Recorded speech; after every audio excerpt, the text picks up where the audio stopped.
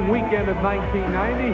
You see some of the great action that they enjoyed in Birmingham as far as motorcycle jumps go, but they really came to see the monsters in action. In the semifinals, Mad Dog squaring off against defending world champion Equalizer, and the Mad Dog put him away. Big win for Bobby Green. While they get ready, let's take a look at highlights from the second day of racing in Birmingham, Alabama. It's semifinal round action. That's Barbarian, the orange truck furthest away from your screen, and the defending world champion Equalizer. David Morris puts him away and moves into the final. Equalizer and King Crunch give the Monster Smash in Birmingham to David Morris and the Equalizer. Right now, the fans see what happened when the TNT Monsters went to Tallahassee, Florida. Semi-final action, Equalizer putting away the Carolina Crusher. Then, in the other big win in Tallahassee. So, King Crunch moves into the Monster Smash final against the Equalizer. Scott Stevens and David Morris, the finals in Tallahassee, the first week of competition down in the Sunshine State. Doesn't get much closer than that, but Equalizer recorded the victory. Comes out to face Equalizer in the other semifinal. Once again, it's David Morris. Monster Smash final. Once again, second week in a row at Tallahassee. Equalizer and King Crunch. And Equalizer gets him again. It's time! Went after each other tooth and nail all 1989 for the Renegade World Championship. To my left, the young man that came out on top of that pile, David Morris and the Equalizer Chevrolet. David, you won the World Championship in your rookie year, and you know for one thing for sure, everybody's going to be coming after you in 1990. What are you doing to hold this pack of wolves off? Well, Gary Cook and Ray Thomas, he's our only sponsor. They've got together, and we've all worked real hard on the truck, and we've changed our whole design of it. We've got a new suspension that we're trying to get to work, and because all these trucks this year are going to be super fast. Everybody's coming out with new designs, so we've got to take a step ahead and try to get faster with them. Okay, now you're talking about the new designs. You are the guy, you and Gary Cook and Ray are the guys that opened that can of worms, and you came out with a new chassis. Everybody is copying and coming out with other new chassis designs. That's a problem that may come back to haunt you in 1990. That's true, but we're going to have a jump right now. And nobody's not going to be able to build this truck in 2 or 3 months' time. So if we can start out this year with a super fast truck, then maybe we'll have enough jump on everybody to do good at the end of the year. No excuses. You're ready to go racing in 1990. I'm ready to go. We're going to kick right over here to the man. Still fourth fastest. A good run for Scott Stevens and King Crunch. The world champion a year ago and the current point leader in 1990. David Morris and the Equalizer. You notice how close the truck stayed to the cars he's going over. At the opening, he explained to us, chassis is going to be the trick. Back against the winner of this race, Buffalo Tremor and Equalizer. Well, I think there's an old saying about running with the big dogs and staying on a porch. You don't do it at this level, do you? There you get a great look inside right now as Johnny K backs up. And he'll be going, as I mentioned a moment ago, side by side with the defending world champion, Equalizer, David Morris out of Springfield, Tennessee, the current point leader. Thumbs up indicates he's ready to go to the starter. Starter turns around. Both trucks look for green. Look at that Morris again. All David Morris and the Equalizer. Super run. Let's go back now and take you over that run inside the Buffalo Tremor with John Kwasniewski. Boy, you can see the beating arm he's taking in there. I'll tell you what, this is better than a blue ticket ride at Disney World for 4 seconds of your life, Scott. Wow. You can really see the shock the body takes. And now, from outside, you just saw how it was being inside the Tremor.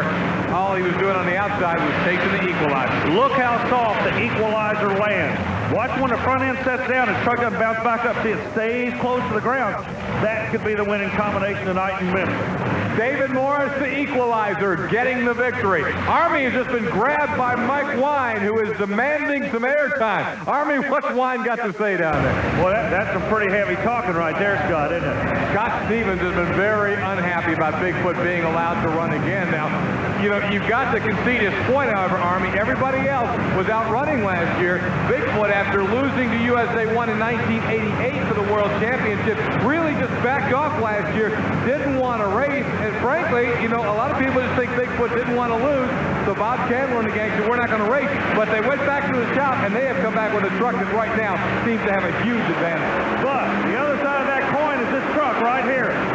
He ran every weekend with us. He built a new chassis. He's running strong. Equalizer taking the win over Wild Hair, and there's no doubt about it, Army. David Morris and Gary Cook, the team with the Equalizer, and Ray Thomas, they're not conceding a thing to Bigfoot. No, I tell you what, if they happen to get a hold of Bigfoot, it's going to be a full boogaloo double throwdown right here in Memphis, Tennessee. Well, if we get to that, and we may a little bit later. Army's going to go over right now and talk to the defending world champion, who's probably saying, what's a Bigfoot? Here's David Morris. Looks like you're going to be going against King Crunch in the next round. And Scott Stevens' interview, he seems to be psychologically whipped. He's already ready to give this thing to Bigfoot. How about you? I ain't worried about Crunch. I've beat him the last 3 races we've had. But I'm trying to make it through the race here because I know if I can beat Crunch, I'm going to be in the finals with Foot. And it's going to take everything I can possibly do out here to beat the Foot truck tonight because he's running real fast times. But I'm going to put her to the wood. You're not afraid of Foot? No. I'm just saving my gusto for him. There you hear it. The world champion says the Chevrolet will be... I've given Scotty a different lineup on the cars. They were going to try something a little different this lane. It's a bad lane.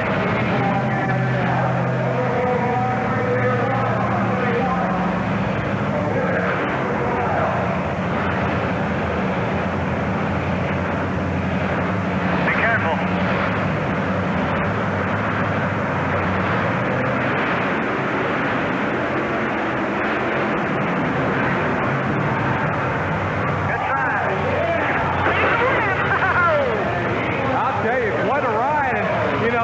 Stevens, obviously, whoa, look at that pouring out of the Equalizer. Back to Stevens for just a second. He was conceding earlier, but he hung right in there with the Equalizer. You know, if he hadn't gotten as much air as he did, he could have won that race. Scott Stevens is going to be a player, but he's got to believe it in himself. He was there. Watch the replay on the camera. This is a 4-second run. Boom, boom. What a ride. 4 rough seconds. The win, though, goes to David Morris. David, a 4:06 puts you in the final, but a lot of liquids coming out of the truck. What is it? Just some hose clamps loosened up and the radiator hose pulled off when I impacted on the cars. Okay, now you said it doesn't bother you to go against this guy in the final. It's that time. What's going through your mind right now? Coming over that dirt hill down there, I'm gonna try to come over just as hard as I possibly can. I think it's handling good enough now that I can come over it wide open. Can you beat Bigfoot tonight? It's going to be a tough race. I can't really say that because the Foot's running so fast of a time here tonight. I really had to push this truck to the limit yet, so I really don't know. We'll wait and see. Good luck to you. Thanks. We're about to find out. The Foot and the Equalizer coming up. But coming up, Monster Smash Final, Bigfoot and Equalizer in Memphis.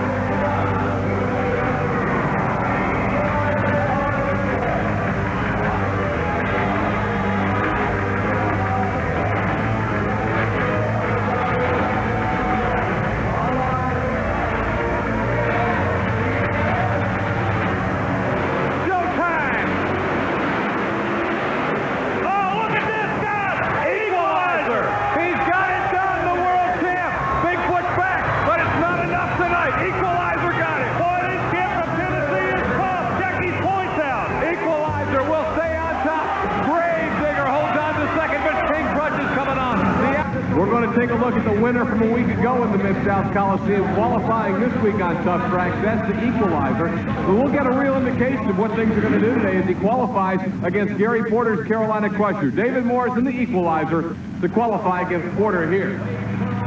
Scott, this could be a real indication of what we're going to be seeing later. Morris has told us he will not run the truck that hard in qualifying, save it for the final, but look at this. Under 4 seconds to 392. That's quick. Not running it hard, but running it effectively. Dave Weiss-Sorek. signs this competition's getting very tough. He'll be drawing the winner of this race, Dave Wysorik's Nightlife against the Equalizer Chevrolet, the defending world champions, David Morris and Gary Cook's truck out of Springfield, Tennessee. God, I told you last year, if there's such thing as bad luck in the draw, old Dave Wysorik always seems to wind up drawing one of the bad boys in the first round. Now, this is a strong truck, but he's constantly drawing somebody that's really tough and quick qualifying. Memphis is no exception. Look at this.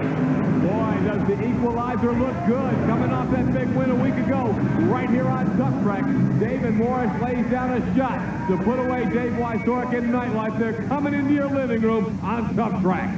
Morris and his crew, they're tweaking that truck. They're ready to go after Bigfoot. They may get a shot later. Here's Army with David Morris. Well, David, being from Tennessee, this is a partial crowd, and believe me, they are flat pulling for you. Well, that's good. I'm glad the crowd's all excited. I hope I can do a great show for them tonight. Well, the run right there looked a little bit out of shape. The truck didn't stay as smooth or as level as the other trucks have been running. What's causing that? Well, that time when I came over the hill, I wasn't straight when I went to hit the set of cars. I had got turned somehow, and I was having to fight a little bit to get it back straight, but I couldn't slow up. I had to win, so I'm going to try to correct that problem on the next race. It's kind of like coming off the high dive. Once your toesies leave that board, you got to just go on through with it. You got to keep going with it. That completes the first round of these rascals. The defending world champion out of the Nashville, Tennessee area, Equalizer, and David Morris driving for Supreme truck builder Gary Cook against Gary Porter's Carolina Crusher. Porter really in a position of just trying to hang in there until his new truck is ready. Okay, now Porter's got a problem that the Equalizer will not have. Equalizer does not have a windshield. Porter does have a windshield. He came from outside where it's cool inside. He may not be able to see as good as the Equalizer truck, and believe me, when you're running at another guy's wall in a 13,000-pound truck, you want to be able to see. Yeah, see the windshield? He can't see out very good at all, Scott.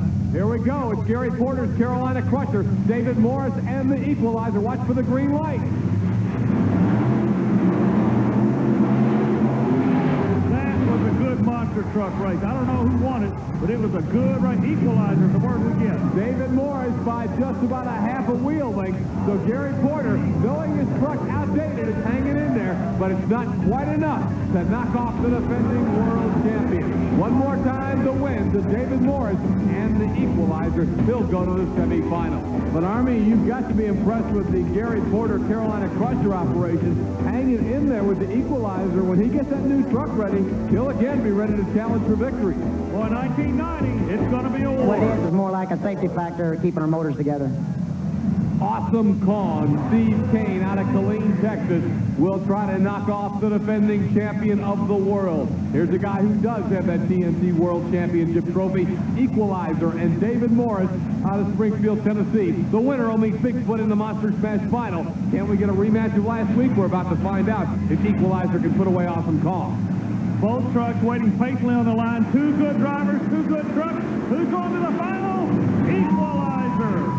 David Morris has put Awesome Kong on the trailer. Scott, there's your replay. We're going to be having the championship rematch from 1 week ago between Bigfoot and Equalizer. And, of course, Equalizer got that win last week here on Tough Track.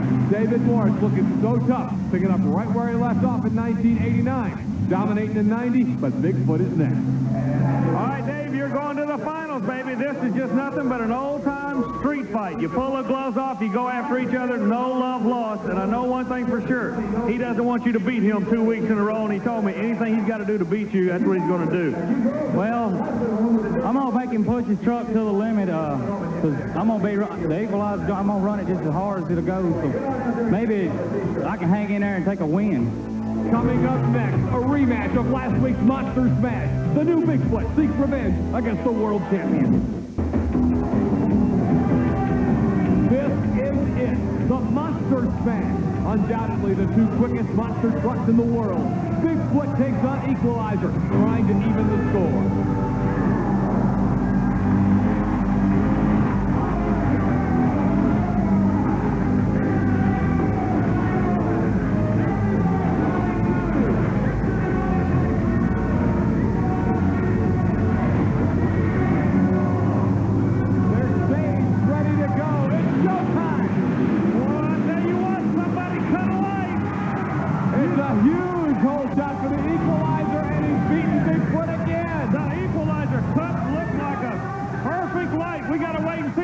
discussion going on. We're going to take a look at the replay right now. Watch out of the hole. Look how fast Equalizer comes out. Watch for the light to go green and the front tires to move. He was sitting there.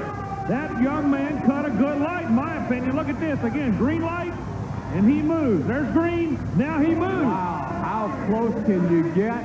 And the word from the TNT official is that Equalizer is disqualified for jumping the start. Watch it again. God, they missed it. I'm going to tell you, that is close. Now we've got the luxury of the replay. They didn't. They missed that rascal.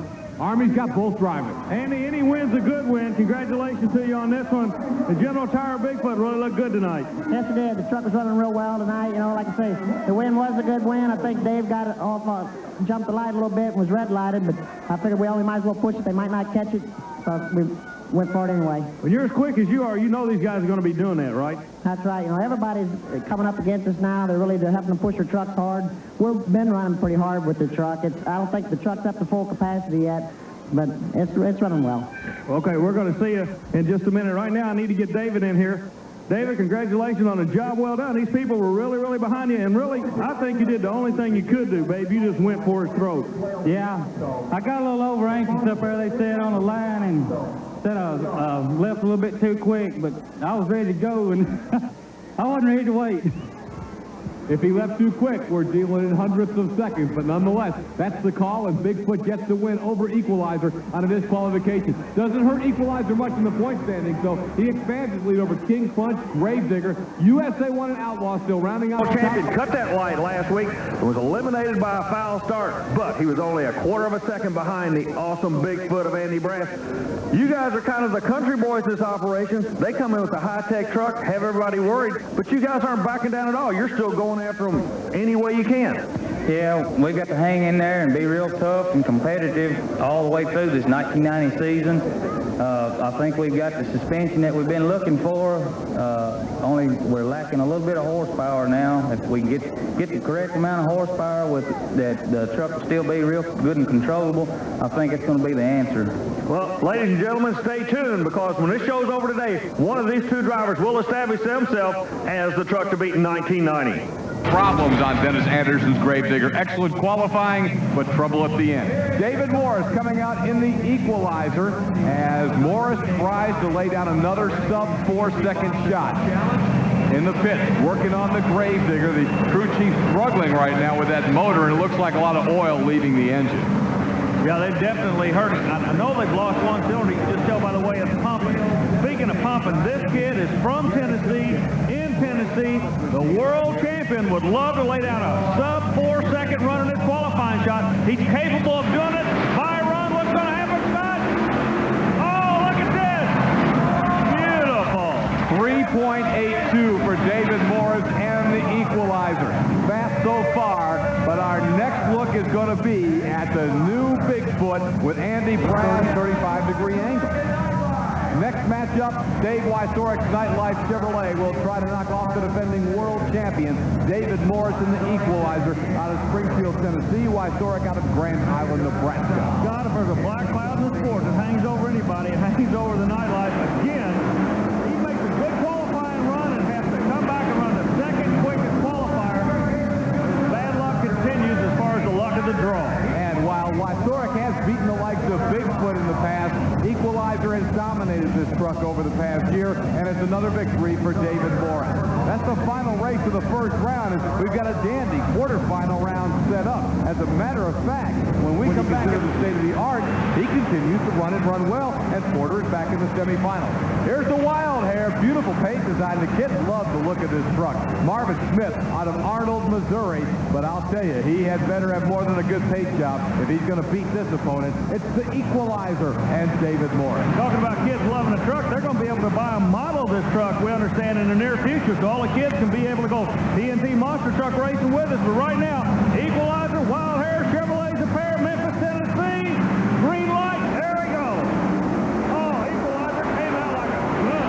Equalizer beat him out of the hole, and that was the difference. He had a full length on him across the hill, and it was all David Morris from that point. Equalizer gets the victory. That's our final quarterfinal round race. as David Morris puts away Marvin Smith, and this will allow Morris now to have a rematch with his main nemesis from a year ago on the TNT Monster Truck Challenge, that being Gary Porter and the Carolina Crusher. Here we go with the Crunch of the Week. Hold on to your seats for the amazing Crunch of the Week, brought to you by Micro Machines, the #1 colossally collectible vehicles in the world. If it doesn't say Micro Machines, it's not the real thing. Our Crunch of the Week takes us to July 1989, Richmond, Virginia, and watch David Morris and the Equalizer in trouble, and over he goes. You know, twice last year, David Morris had a violent slip like this where he actually sheared off a wheel, but he still won the World Championship. This year, several new trucks, including the new Bigfoot, want nothing more than to take that championship away from David Morris, but there's nothing they can do about 1989. This was just one of the rolls and tumbles on the way to a world title for David Morris and the Equalizer. One more time, Army, you were there, and boy, I thought he was hurt. Well, that was a violent flip. It was kind of a sprint car flip. Look at this. He goes over, noses in. Now, pieces start to fly off. That's what made it look so violent. All the fuel's coming down. He's tucked in. The safety equipment all held up for him. That is a heck of a ride in about a 13,000-pound truck. The Equalizer, the Crunch of the Week. World Championship. The rookie, David Morris, got the job done. The man who was the most disappointed of all, this racing veteran, Gary Porter from the Carolina Crusher, who's accomplished an awful lot in his career, but wants nothing more than the TNT World Championship. He knows he's got to beat this truck and Bigfoot to get it. The truck he has to beat is a rebuilt, a new, an updated version of the Equalizer. The Carolina Crusher we're looking at right now is the same Carolina Crusher we saw last year. Technology, you got to pull for the red truck. Just odds-on favorite, you got to pull for the yellow truck. Who's it going to be? Both of them Chevrolet's got their green. A good lead by both trucks and a bad bounce by the Crusher gives the win to the Equalizer. That was a suspension race, Army Armstrong. Exactly, John. Indeed, when Carolina Crusher topped that hill, it was the bounce. David Morris was very smooth. Here it is, Army. Now let's watch it. As he comes over, there it is like a trampoline. Sends him straight up. David Morris is in the final, Army. You've got him. Can he beat Bigfoot? It's matchup number 3. Who's it going to be? Well, I hope it's going to be the Equalizer. I'm going to run. This next race is going to be really wild, I can tell you that. The whole day of monster truck racing has been wild in Memphis. It's about to be capped off with the Monster Smash between Bigfoot and the Equalizer. And I'm going to tell you, Equalizer is not giving anything back to Bigfoot. And as we get ready for the Monster Smash, keep in mind, these two guys have met twice before. And although the score is 1 each, Bigfoot is still not crossed in front of Equalizer. It's time for the Monster Smash.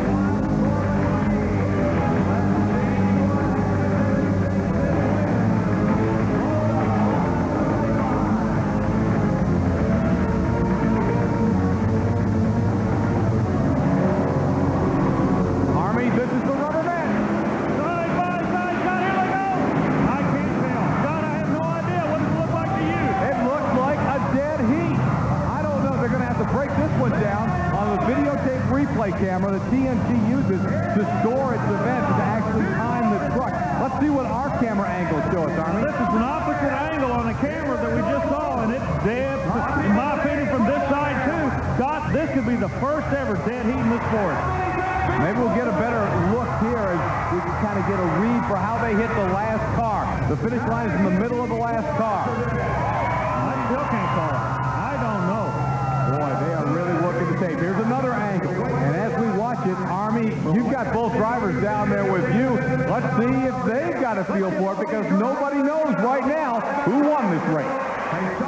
Well, ladies and gentlemen, when we started the show, we started exactly like we are right now, with these two guys literally in a toss-up for the national points lead, and we're still waiting to find out who is going to be the national points leader. They're rerunning the run right now. If you had to do it any different, what would you do right now, Andy? I don't think there'd be anything, you know. Both of us run a good run, you know. I stayed in my lane, run consistent. Dave was running real well all night, so there ain't nothing really I would change. Okay, we're going to bounce over to David here. You do anything different? Yeah, I made sure I kept my foot down on the floor when I landed in between the cars in the dirt hill. I think I got off of it too much. Well, we're going to wait just a second. It looks like, boy, there's a strong possibility we actually may have a tie. Now, this has never happened before. If that's the case, they may have to go back to a qualifying time. I do not believe in this sport they're going to make them go and run these trucks over again. So sit tight. I'm sure we'll have some replays coming up. We're going to get with the officials. As soon as we do get the official word, we'll get back to you. Okay, Army, let's go ahead and look at one right now. I think you can see on your monitor down there that Bigfoot and Equalizer are actually, coming together, and we're going to get access to the TNT timing camera, and next take a look at that tape and see what the TNT officials are looking at. Because that's the determining factor right now, is if the TNT camera shows either truck even a hair ahead, and boy, you just can't pick it. Okay, now both drivers are looking at this. There's grass in the left-hand corner. Neither one of these drivers wants to give the win to the other one. There's a strong possibility, Scott, they may go back and do it again. There's Morris. He can't call it, and he's not going to give it to Brass. Brass, he can't call it. He's not going to give it to Morris. I can't believe what's going to happen. The word I'm getting is they might be going back to the line, Scott. I don't know if we can listen in. Let's go on. That's right. What are we going to do, guys?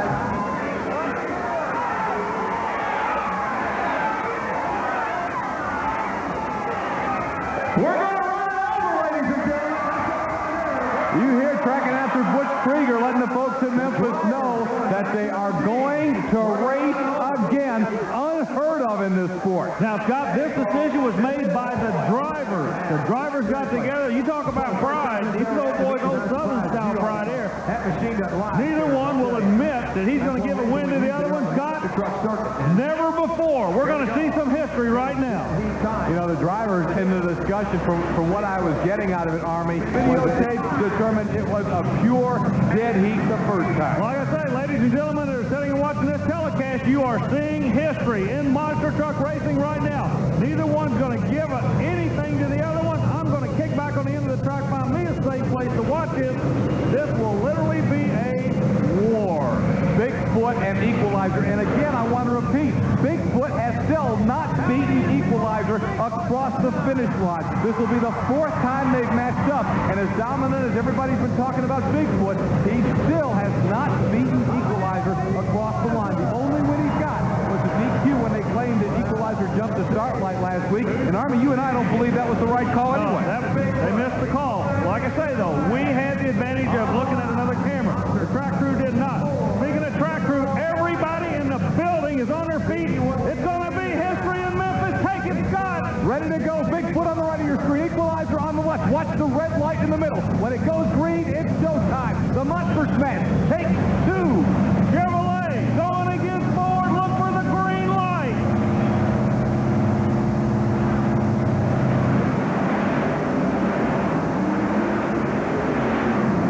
I don't know. Very close again, Army.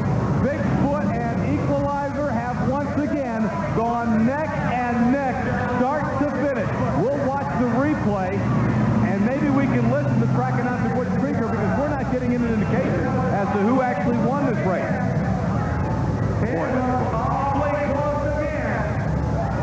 The replay keeps showing. You talk about evenly matched, Scott. Look at this. And the trucks are not doing the same thing. They each work good in their own way. Ladies and gentlemen, let's see. Let's give these drivers a real big round of applause. All right, Butch is getting applause for both of them right now. Butch will be the first one to hear the result. Let's see if we can hear the result. Your winner, ladies and gentlemen, is Bigfoot. How about it, Scott? Bigfoot for the first time. He's coming over to see you, Army, and it's the happy Andy Bragg. I don't want to be the one that has to explain that. All right, in our next pair, it is David Morris, a smiling young guy in the Equalizer. Does this for a living. And there's Bennett Clark on Clydesdale from Canton, Georgia. We've seen him quite a bit in the center of the action in the tractor pull. The Chevrolet of Clydesdale. That will be on the far side, facing the Equalizer here in the near lane. Well, Bennett Clark, the far lane, full of confidence, gave our cameraman the thumbs up sign, and it's another beautiful start and great race. Remember, these are four-wheel steering vehicles. How you use the rear wheel steer determines how well you get through that corner, and again, they both do it perfectly. Well, Bennett Clark is a master, though. He makes up a little distance coming around the corner, but still it is Equalizer that gets to the line first, beating the Clydesdale. Oh, this is the most competitive monster truck action we have ever seen here in the Astrodome. Let's take a look at the start. It was Equalizer in the near lane with an early advantage, and that was later to pay big dividends. Well, the Clydesdale wasted an awful lot of time in the air on the first jump. That gave the Equalizer an opportunity to get ahead. Exactly. When you're up in the air, you don't have any driving wheels on the ground. The crowd loves it, the photographers love it, but it's not good competition sense. And here's where that starting line advantage and the low flying paid off for Equalizer. Well, David Morris, what do you think? That was just about as close a matchup as you can get. Yeah, Clydesdale, he's a good, smooth runner, and I knew I'd have to try to beat him on this first part of the track because I still hadn't got this rear steering deal figured out yet. Had a little trouble with it down there coming over the hill. Once I got straight, though, I had enough power that I could pass him in the air. Good run. Thanks. So David Morris, with the Equalizer, moves ahead in this single elimination competition of the monster trucks. Houston Astrodome for the semifinals of the monster trucks. The Equalizer sits over in the far lane. The Carolina Crusher here on the near side. This should be a really terrific matchup. That's right. In round number 2, we saw earlier both drivers, both trucks perform flawlessly. Gary Porter in the Carolina Crusher. It'll be David Morris in the Equalizer. The revs begin to come up now as the Equalizer finds the starting position that he wants, rolls back and then forward. As the competition becomes more equal, the start becomes more important. We have seen 2 races so far tonight where the start paid off at the finish with a victory. Carolina Crusher dropping it down in gear. They use automatic transmissions in these trucks. At one time, they were fairly simple to drive. You kind of took off in a straight line and crushed some cars, and the promoter gave you some money, and you went to the next place. You got to be a real race truck driver now to get the job done. Equalizer got a great start there. The Crusher drifted out toward the line, but he got it under control. The rear wheel steer, so important on this tight course here at the Astrodome. And the Crusher now begins to pull away. Something went wrong, I think, on the Equalizer. The Crusher takes the win and goes to the final. Well, the Equalizer, Paul, has been disqualified at the turn for crossing the center line. So the win goes to the Carolina Crusher. Let's take a look at that again. The Equalizer up in the air with a nice start, a nice hole shot, came down a little askew. Boy, he took a whale of a bounce there. Now they're coming to the turn at the far end. And take a look at the Equalizer on the left-hand side of your screen as he comes over, and yep, you bet you're right, Steve. He got across that line, and when you do that, the game is over. The Carolina Crusher's the winner. Now here, though, take a look at the Carolina Crusher, because as he comes to the final jump, way up in the air, of course, at this point, he doesn't know that the Equalizer is already disqualified. But that is a textbook leap to the finish line, and he lands flat. Not nose down, not tail down, and that's exactly what it takes to have a good competitive run. And Gary Porter just gave everybody a drive. Well, it's pretty clear on that camera down at the end there. He definitely came across the line and got the cone. So Steve Kane is disqualified as well. Well, here's the second truck of our next pair. It's the Equalizer, and it's driven by this man, David Morris. Of course, he is up to face Scott Stevens in the King Crunch, one of the prettiest monster trucks that's here at the Astrodome. I'll tell you anymore, there are no ugly trucks in this business. The Equalizer out of Tennessee, King Crunch out of the state of Texas. Who got the advantage? It's over on the far side. The Equalizer. Big bounce out of the King Crunch, and that slows him down coming into the corner. He's got to be real careful climbing that hill. Equalizer has a good lead now as he goes to the final run over the cars, and Equalizer takes the win. What a beautiful turn at the far end by David Morris of Springfield, Tennessee. He used that four-wheel steering to perfection, and that's really where he wanted. Watch this. Every driver here should watch this. Yeah, he just came around that corner perfectly. You see how those four-wheel steering arrangements are aligned, straightened up, came off well, while at the same time the King Crunch is all crossed up.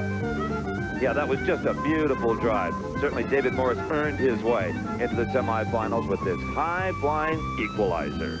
You get an idea there of how messed up the King Crunch was as he came almost sideways behind the Equalizer and took a whale of a bounce. So it's a situation of really excellent driving.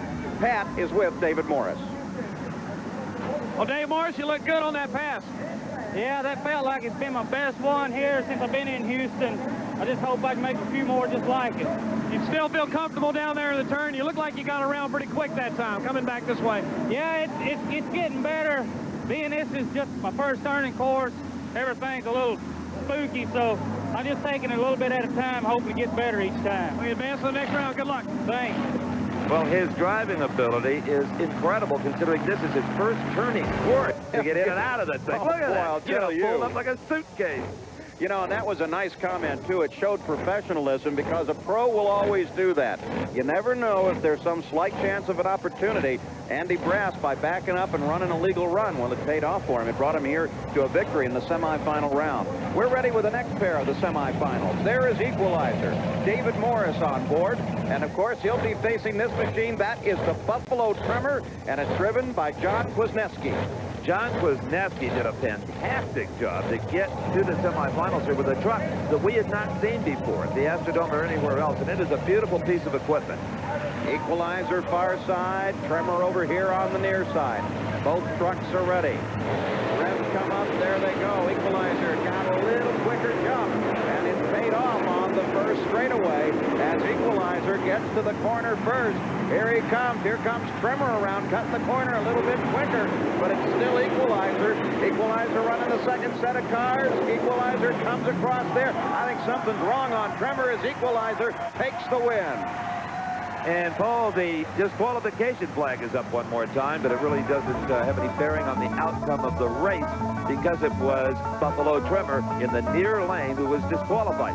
Did you know on the down leg of the course, Equalizer looked like maybe he broke the front suspension? Oh, absolutely. It is tracked. And there is where Buffalo Trimmer committed his unpardonable sin of knocking that cone over. And I'm surprised that Equalizer continued to run. Of course, he didn't know the other truck was disqualified, but he knew the suspension was bad, and he did this. Ugh.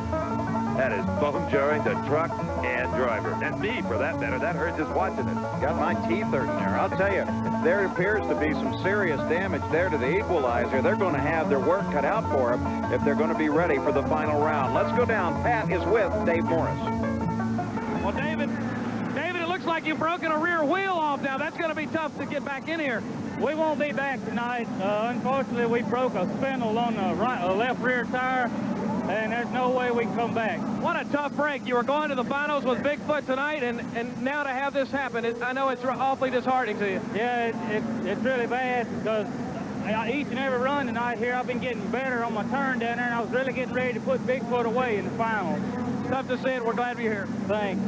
Well, when David starts looking that truck over, he may find more than just a broken rear spindle. It hit so hard, David, I would check the setting in your high school ring. It may be on the floorboard somewhere.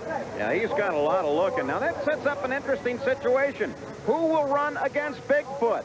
It's supposed to be Equalizer, but Dave said, we're done. You're not coming back. Tough tracks. The superstars of monster truck racing today are in the Roanoke Civic Center, Roanoke, Virginia, about halfway through the indoor racing season. And the points race is getting red hot already. Let's go over to Army Armstrong to set the table for today's action. Well, thanks, God. We're standing in Roanoke Civic Center in Roanoke, Virginia. People starting to come in to see the next stop on the Renegade Monster Truck Challenge. That's this stop. The last stop, something unique happened. An actual tie in Memphis, Tennessee. Standing with me, a young man that was involved in that tie race, your current world points leader, David Morris. It was a close one, but Bigfoot took the win out of Memphis in the last run. Yeah, it was a real exciting race. Our first race for the finals. Both of us tied. We all went up and looked at the video camera to see if one did win and the other one lost. We didn't, so we decided we'd race again, and he got me at the second race. But you're satisfied that it was a tie race. I mean, you're not making any excuses. You go back, you line up against him. He bumped you off that time. But you're the current national points leader right now, and a lot of people have a lot of questions about you and about him. Number one, about you. You're representing the Chevrolet camp, and you're doing a great job. Got to be one of the most popular drivers in the circuit. Can you and Chevrolet win this world championship for the second time in a row?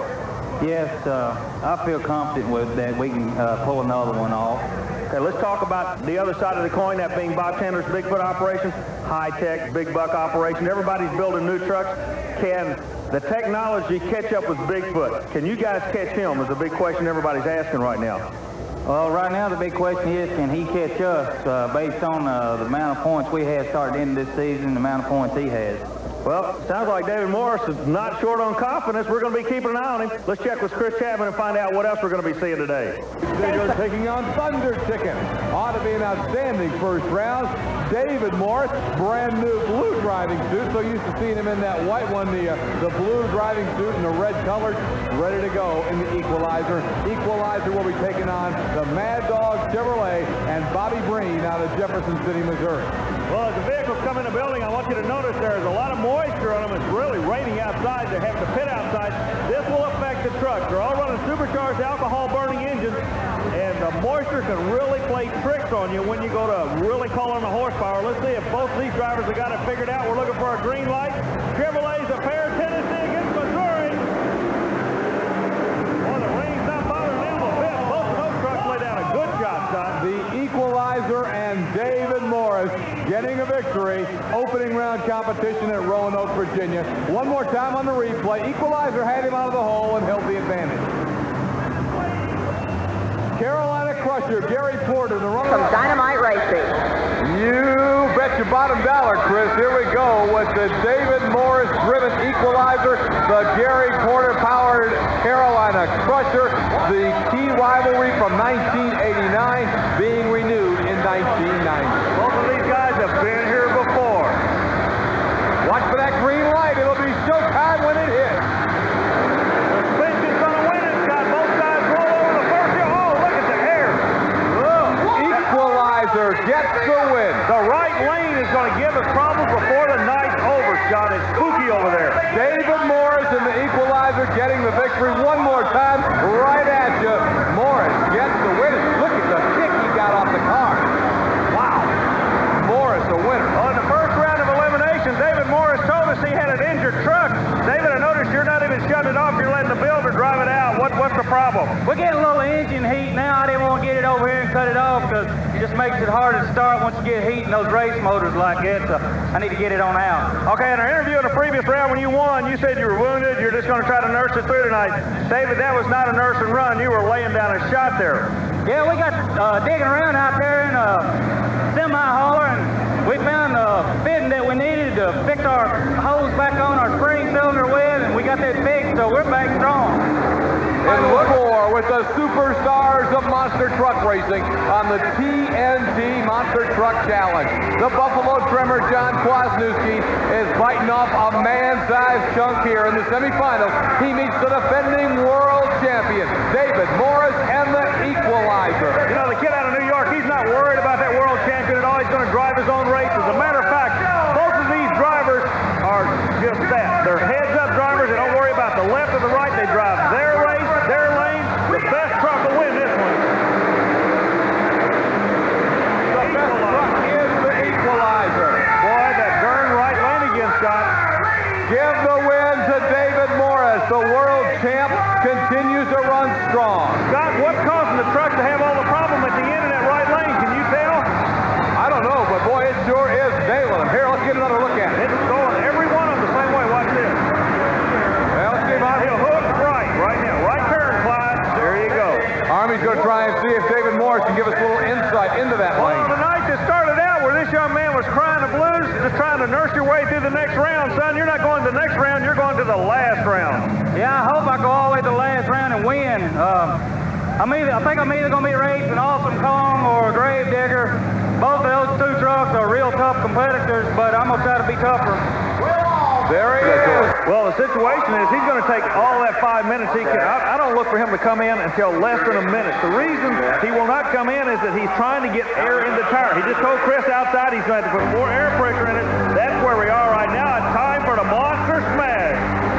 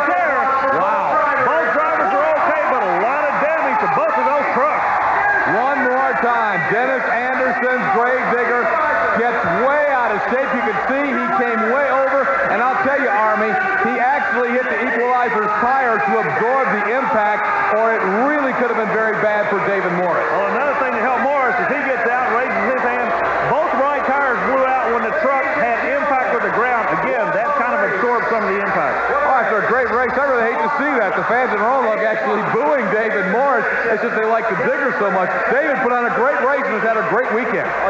No doubt about it. Digger's a fan favorite, but this time, David Morris got him. David's kind of like driving a sprint car, I guess. You're so darn busy driving, you don't really have a chance to get away from situations like that. That was just blood and guts. Yeah, that other guy, there's two guys out there, and both of you got to do the best you can do. I knew Dennis has been getting pretty wild here tonight. Every run he's made getting out of shape, so I was expecting it. You're sitting here with a big smile on your face. This is just part of the game, man. And when you go to the table and sit down and play ball with these guys, it's going to be part of it. When you're out here racing side by side like that, it's just like any other motorsport. Things happen. You can see the tire being blown out on the equalizer at the end of the run. Dennis Anderson, man, he got way out of shape, and he's coming over right now. But let's take one more look at this thing. Anderson from this angle. Boy, that's a great shot. Our camera crew all over this thing. Both tires, Scott, both tires on the right side went away. Wow, you can just see Dennis Anderson just about turned equalizer over after smashing into it. Let's see what Dennis... Before we get started today, Army was able to spend some time with equalizer driver David Morris. Well, thanks, Scott. You know, we use the word Donnybrook a lot of times describing one of the events. Well, last week's final was just that. It was an old-time Donnybrook. The gentleman that took the win, your current world points champion, David Morris, an equalizer out of Tennessee, but oh, what a win it was. Tell us about that final run between you and the Gravedigger. Well, final run between me and Gravedigger, we came out, both of us wanted to win, and when we came down to the finish line, Gravedigger got just a little bit out of control. He was up on his front wheels, had to whack his throttle, and we got tangled up at the finish line, and it did quite a bit of damage to the equalizer. Okay, now the equalizer, you and your crew have been working all week long. You're back to 100% and ready to go for another win tonight? Yeah, we're ready. Well, that's it from the monster truck portion of the program. Let's check with Chris Chapman. Numbers next to each truck's name, that is the qualifying position. As unbelievable as it seems, that number 1 was next to the equalizer despite the wreck a week ago. Army Armstrong talked with David Morris about getting it back together and qualifying first. Well, last week's final in Roanoke, Virginia had to be one of the most action-packed motorsport events I've ever had an opportunity to see. It involved two vehicles, the Gravedigger and the equalizer. He hit you, and he did a whole lot of damage to your vehicle, didn't he? You took the win, but boy, it cost. Yeah, he got into the left side of the truck, and we did a lot of damage to the rear of it. It broke the rear sway bar. One of the suspension travel chains on the rear was broke. Yeah, the front end, it broke one of the shocks. It broke one of the small shock absorbers. It broke the counter lever that works the shock absorbers. We tore up the steering cylinder and ripped a hole in the tire. Okay, that was on the left side. On the right side, it just flat, in layman's terms, blew both the right tires out. Yeah, it was kind of pushing me sideways and blew both the tires out when it landed. Let's talk about the run itself. The final run, a lot of pressure was building. He was under a time rule to get in the building. You were there. Everything was looking good for you. You had a clear mind. When he came after you, it had to be like just an old-time street fight. You knew he was going to do something in order to get past you. Did you have any idea it was going to get that wild? Yeah, he'd been making runs all night that was really uncontrollable runs, and just happened nobody at the end of the track had been beside him at the time, so I figured it was going to get rough. Wrong place at the wrong time? Wrong place at the wrong time. That's racing.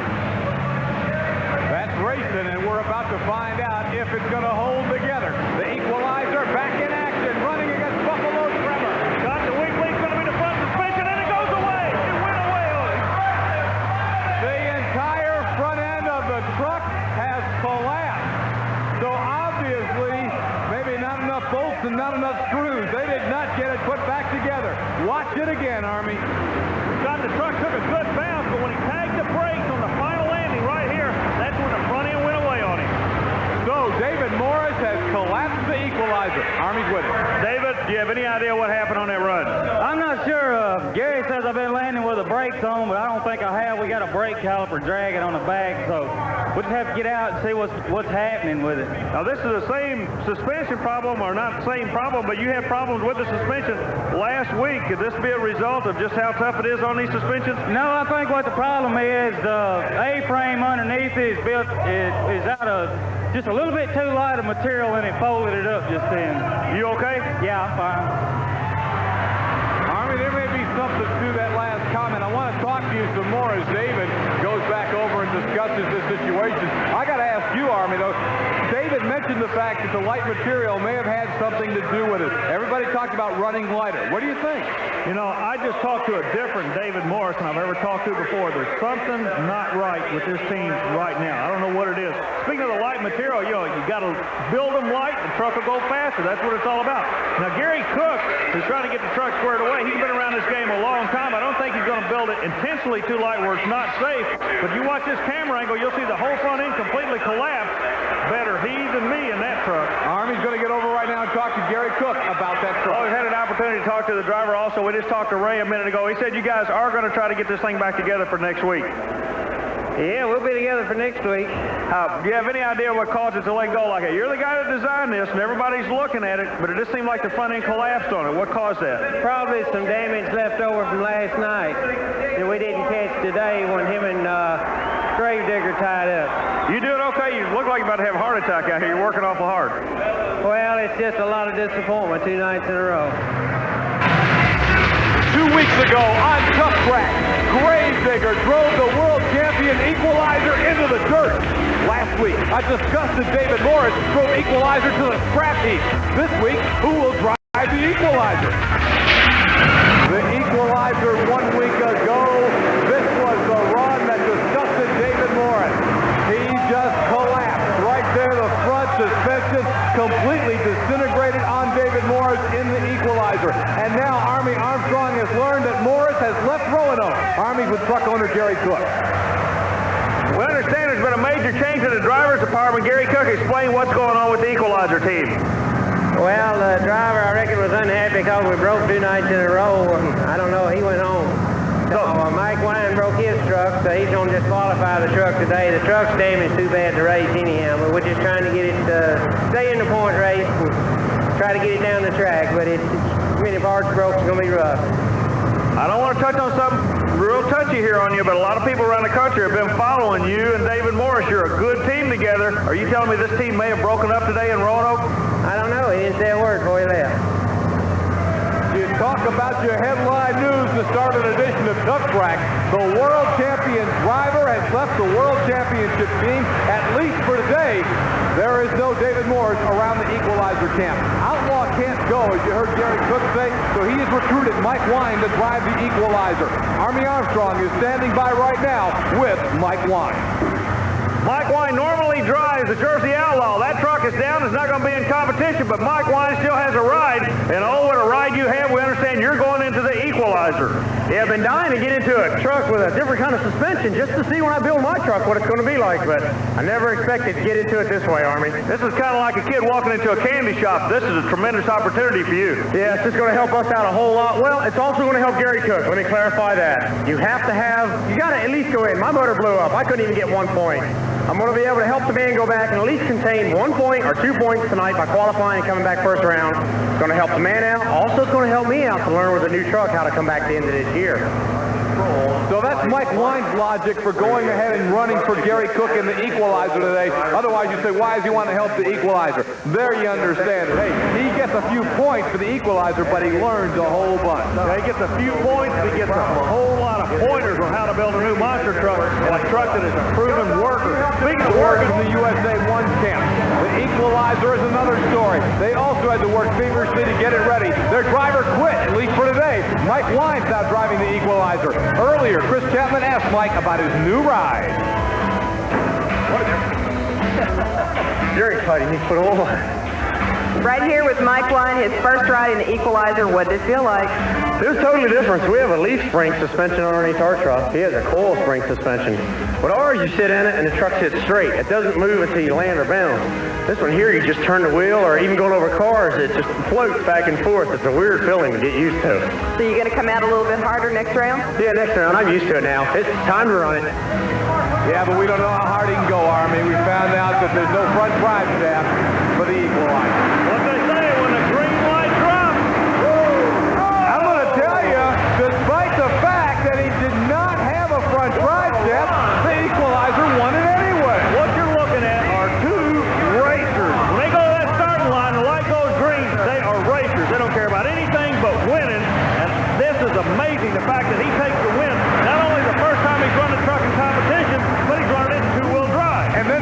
contact at the end of the run. Mike Wine, what you're doing right now is kind of like going to your high school prom, but you got to wear your buddy's best shoes if you're going to dance. You look great out there. Yeah, I know. It's kind of like I've never danced before in my life, so I'm learning how to dance all over again. Our motor, we blew it up last weekend. We took 2 rods and tested and tried out through the oil pan. Equalizer had trouble with their truck, worked on it all night long. He come up to me this morning. I had my truck all loaded up. I come just to watch the races. The only reason I even came.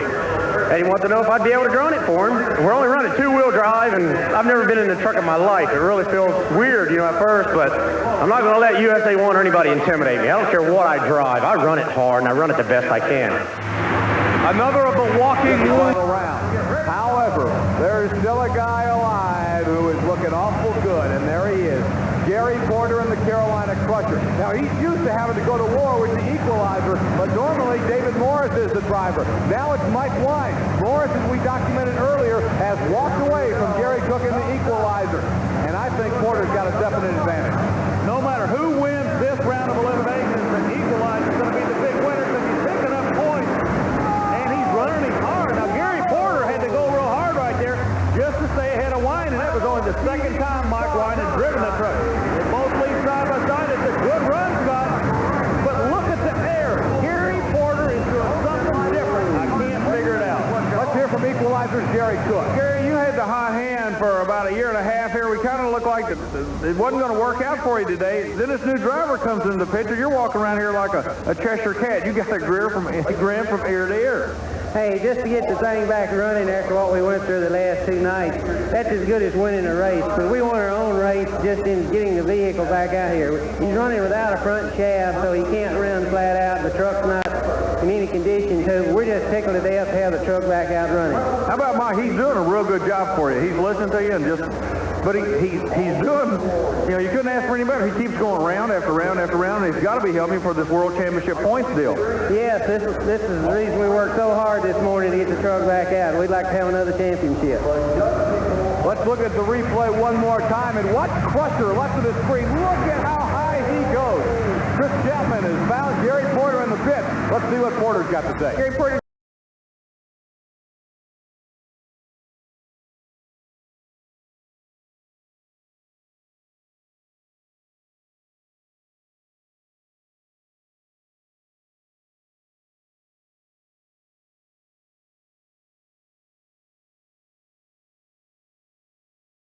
Equalizer team. Army Armstrong picked that story back up. He's standing by now with Equalizer owner and builder, Gary Cook. Well, thanks, Scott. We're standing with the big story of 1990, that being the Equalizer truck, your defending national champion, and the fact he's making a driver's change. Gary Cook being very blunt about it. What happened to David Morris? He decided to quit for a while and stay home with his wife. She was pregnant, and well, they're dealed out now, so he was going to stay home with her.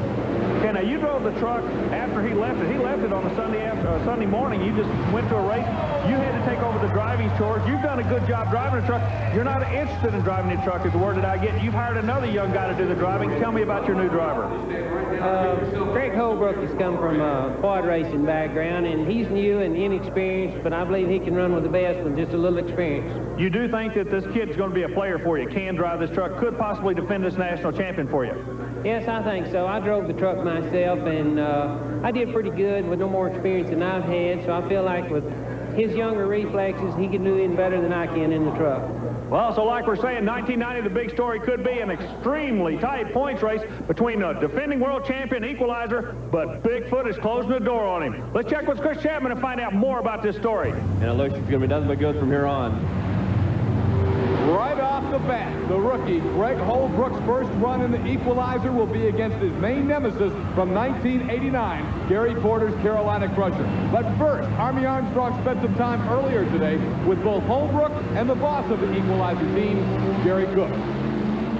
Well, you already know the name of the Equalizer, but there's a name you're going to be hearing a lot of in 1990. That's the new name of the new driver of the Equalizer, Greg Holbrook, also from the state of Tennessee. Greg, first of all, tell me just a little bit about yourself. First of all, how old are you? I'm 18 years old. What's some of your motorsport involvement? I raced quads for 4 years. Okay, now, I can remember you used to run on a national circuit with the quad racers.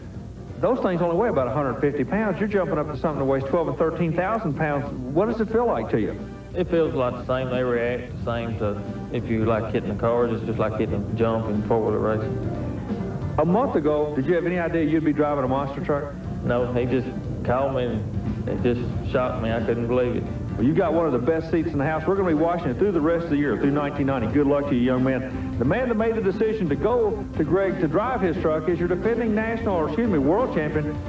Gary, you picked a winner with David Morris. He's not with you anymore. You got a new kid in the saddle of this thing, and he's looking awfully good for you. Why did you go with this guy? I think he's had the racing experience with the quads and all, and this is a lot along the same line. And I've known Greg for quite a while, and I know his background, and he's interested in motorsports, and he proved it last night. I think he's got what it takes. Well, ladies and gentlemen, 1990 is going to be a very exciting year. The name of the Equalizer is established. It is the world champion vehicle. Can the new combination make it the world champion 2 times in a row? You're going to find out. You just met the 2 players that are going to be pushing that name Equalizer. A big risk for the Equalizer to go with the young kid. There are a lot of experienced guys out there who either have retired for one reason or another, like Rich Hoosier and Rod Lipstow, or Cook could have looked to another team, maybe even tried to steal a driver from another team. Instead, he goes with an untested rookie, Army. Well, an untested rookie in monster truck racing, but he knows the quad racing experience, he knows the attitude of the kid. He'll make the driver that he wants right here. And he just beat the Carolina Crusher. Holbrook hits it hard, and he opens with a win over one of the best. Army's going to catch up with the new kid in town. Greg Holbrook, some people are calling it beginner's luck, son. You look like you were born in that truck. It looked natural to you. It sure feels good. The truck's set up good, and I'm getting used to it real quick. I really enjoy it. We talked to Gary earlier about choosing you. One of the reasons he said he chose you is because you used to race ATVs. Now, I remember when you used to run, and you ran at the national level, but an ATV is a little bitty motorcycle. What does an ATV have to teach you about driving a monster truck? They react the same to the jumps and to the cars, the way you hit them. Everything just feels a lot alike. All right, well, I'll tell you, these guys from Tennessee, they're not notorious for talking a whole lot, but golly, they drive the heck out of these trucks. Holbrook opens up with a big victory over Gary Porter's Carolina Crusher. Well, it's time for a brand new feature here on Tough Tracks. It's called the Nintendo Power Play. And every week, we'll be featuring our best replay on the Nintendo Power Play. Army, today on the Nintendo Power Play, we're going to talk about the 2 major stories of 1990, the Equalizer and Bigfoot. Well, Bigfoot, should they leave him the way he is? Should you hamper technology? What about Equalizer with the new driver? He's showing it can be done. Man, this sport is wide open. It's the fastest growing motorsport. Nintendo, we're glad to have you with us. America, it's your motorsport. It's monster truck racing. The Nintendo Power Play, my friends, with Nintendo. Now you are playing with power. Well, Chris Chapman has gone to the pits to find out what Gary Porter thinks about getting whipped by the kid. I'm a little bit higher in my pill. I didn't want to go too drastic of a change on it because I was afraid they'd mess it up, but I guess maybe I should have now. Here we go, Army. I'll tell you, we are definitely putting the word pill in the vocabulary of monster truck fans today. Well, if you're going to make horsepower, you got to figure the pill out. And speaking of figuring things out, a hole shot. The veteran Whitesworth puts a rookie on the trailer, asleep on the start line. It cost the kid. Guarantee you, he learned a lesson right there. He'll never forget the rest of his monster truck career. Indeed, you can see that's where he got the win, was out of the hole. Equalizer was still sitting at the line in Wysorek. And the rookie definitely got a lesson, as Army Armstrong was discussing during the race. Chris Chapman is out in the pits with Greg Holbrook, the new driver of the Equalizer. Greg, welcome to the high-powered sport of monster truck racing. A very, very good run out there between you and Dave Weisworth. How did it feel? I felt good. I was just asleep on the starting line. Wasn't paying any attention. So you think that if you could do it again, that Dave Weisworth wouldn't have the same chance? He just beat me off the line. I was asleep. We're down to the final four. Gravedigger looked best for the first week or two, but then Equalizer took over. David Morris left the team, and since then Equalizer has struggled. Bigfoot's been reeling him in, and now Greg Holbrook is precariously trying to hold on to a slim point lead. He needs a win over Wild Hair here. Well, Holbrook, being a rookie driver, is doing what you have to do. He's just spending time in the seat, and Gary Cook will not pressure this young man. He believes in him. He said he's going to come around. He'll come around at his tempo, but when he does come around, he'll be on top of this thing. But who does he draw? The Wild Hair, Darvin Marvin. And hey, the kid is showing his muscle here. Look at this. You're absolutely right. Gary Cook has given him time, but if it takes him too long, he may be looking at nothing but the tailgate of Bigfoot, as theoretically the foot could take the point lead tonight. However, Equalizer gets a big win here. Let's see what the kid thinks. Here's Army. Well, Greg Holbrook, I don't believe there's anything in this sport such as beginner's luck. Either have it or you don't. And I believe you're proving right now, son, you definitely have the ability to drive one of these monster trucks. I'm just getting better with every round, learning from every trip. It's just, truck's working real well. Gary's got it set up good. It's just, all you got to do is just get in there and drive. You're getting a lot of confidence, aren't you? You're getting a lot of confidence in your interviews and in driving the truck. You just keep up the good work. We're going to be keeping an eye on you. Good luck in that next round. Okay, thank you, Army. Greg Holbrook in the World Championship truck. Here's the most... Entering the building now, the defending world champion Equalizer to meet the Auto Value King Crutch. Hey, you know, in that interview, there's something I got to remember to ask that guy. We used to always talk about why Sork hanging his head out the window with the new truck. He doesn't do it. He had to change his whole driving style. Back to you, Scott. King Crutch, the Auto Value sponsored ride, lining up to take on the world champion Equalizer Chevrolet and the new driver, the rookie Greg Holbrook. And anything short of an Equalizer championship here today in Albuquerque will probably put Bigfoot into that #1 spot in the season point. So this is a critical race for the Equalizer, and he did not get off the line well at all. Oh, it's not even drilled this kid on a starting line. Well, we're standing at the end of the track, and we're looking for places to run after every race now, Scott. Auto Value King Crutch gets the win, and that likely will cost Equalizer the World Championship points lead as Equalizer gets hung at the starting line. Scott Stevens is your winner, and he'll be moving in to the round of 4. As you look at it one more time, Army catching up with Scott Stevens. Bigfoot 8 is the truck that has moved to the top of the heap, but it's Bigfoot 4 that we'll see in the qualifying round and then racing a little bit later here in Dallas, Texas. First up, though, four-wheel crazy Equalizer and the new Outlaw, first ever side by side by side. Ladies and gentlemen, you just saw history. Like Scott said, side by side by side, but it was an awfully expensive run for one of the trucks. An engine goes away on a truck closest to the camera. Four-wheel crazy loses the engine, and four-wheel crazy obviously is going to be out of the competition. So a bad break on his first run of the year in TNT competition. Scott, check his times out, though. Look at this. 6:46 for four-wheel crazy. So before blowing the engine, he got the better time. Greg Holbrook in the Equalizer and then the Outlaw running second and third in that heat. The big dogs today. There he is, the defending world champion and a driver getting better every week. The new driver, Greg Holbrook, and the world champion Equalizer with a brand new paint scheme. Well, Greg comes out, and he's told us before, we talked about it, Gary Cook has chosen him to drive this truck. They're going to take their time. Every time he gets the truck, he gets a little bit better, a little bit more confidence.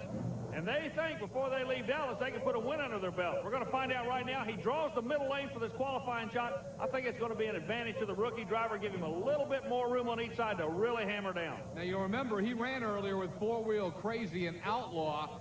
They were the first trucks to hit the cars. Under the rules, you get to come back if you like. Well, four-wheel crazy blew an engine. Outlaws decided to stand on his time, but Equalizer is coming back to qualify again with no penalty. He's doing awfully good. And the reason they did that is very simple. It's one more run of experience I was telling you about. I don't care what they turned the first time. I knew they were going to be coming back. And look at this. Holy, a 6:03, almost in a 5, Scott. Look at him leave the starting line. Top of the heap now, the fast qualifier, Greg Holbrook, Springfield, Tennessee, and the defending world champion, the Equalizer. A great run, a lot of bounce at the end, but he reels that big old truck back in, pulls her down, and now sits #1. Our next three come first round matchup.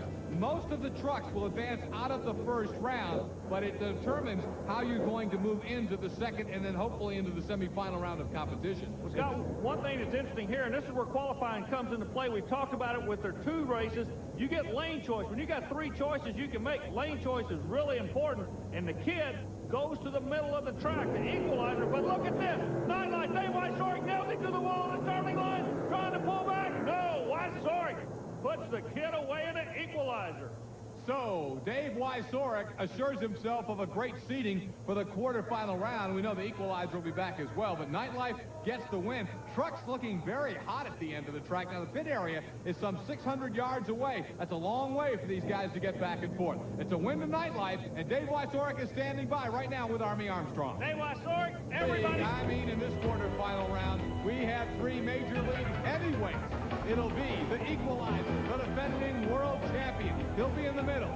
To his left, as he looks at it, to our right as we face the screen, it's the runner-up for the World Championship a year ago. That's the Carolina Crusher. And then the top contender for this year's World Championship, Scott Stevens and the Auto Value King Crunch. Boy, they go head-to-head here. Well, you got a 3-truck throwdown right here. The winner of this race is very good win. We got one already out the middle. Will not work. Scott Stevens from Texas found some horsepower he's needed bad, and he's going to win. Porter should come back along with the Auto Value. The Equalizer might be out of this thing, Scott. He is out. He didn't make a run. That's going to be it. Stick a fork in the Equalizer for the night. He's done, and we're going to see where that leaves the points at the end of the night. This action in Texas Stadium really shaking things up in the World Championship points race. Let's see if Army can find out how Scott Stevens got his truck running better than in the first round. Chris Chapman's in the pits with him right now. Greg Holbrook, you got to be really unhappy. You get to the line and you die. Yeah, I'm real disappointed. The box shut me off. I don't know. Must have been a problem somewhere. Radio. So you don't feel like it was anything other than the box? No, because I had the truck stalled up against the converter ready to go, and when I nailed it, it just revved up and quit. Holbrook thinks that the remote control kill box in his truck, controlled by TNT officials, was detonated for some reason, and that killed his engine. Right now, Army is going to take a look here on Tough Track because it's already hot and heavy, and we have just got underway at Texas Stadium. 3 lanes of qualifying. Buffalo Tremor will now come out with the defending world champion Equalizer and the new Micro Machine. Now, the Micro Machine is a brand new truck built by John Breen of Mad Dog fame. The Micro Machine truck is driven by Kurt Fisher. Army, the story on Kurt Fisher.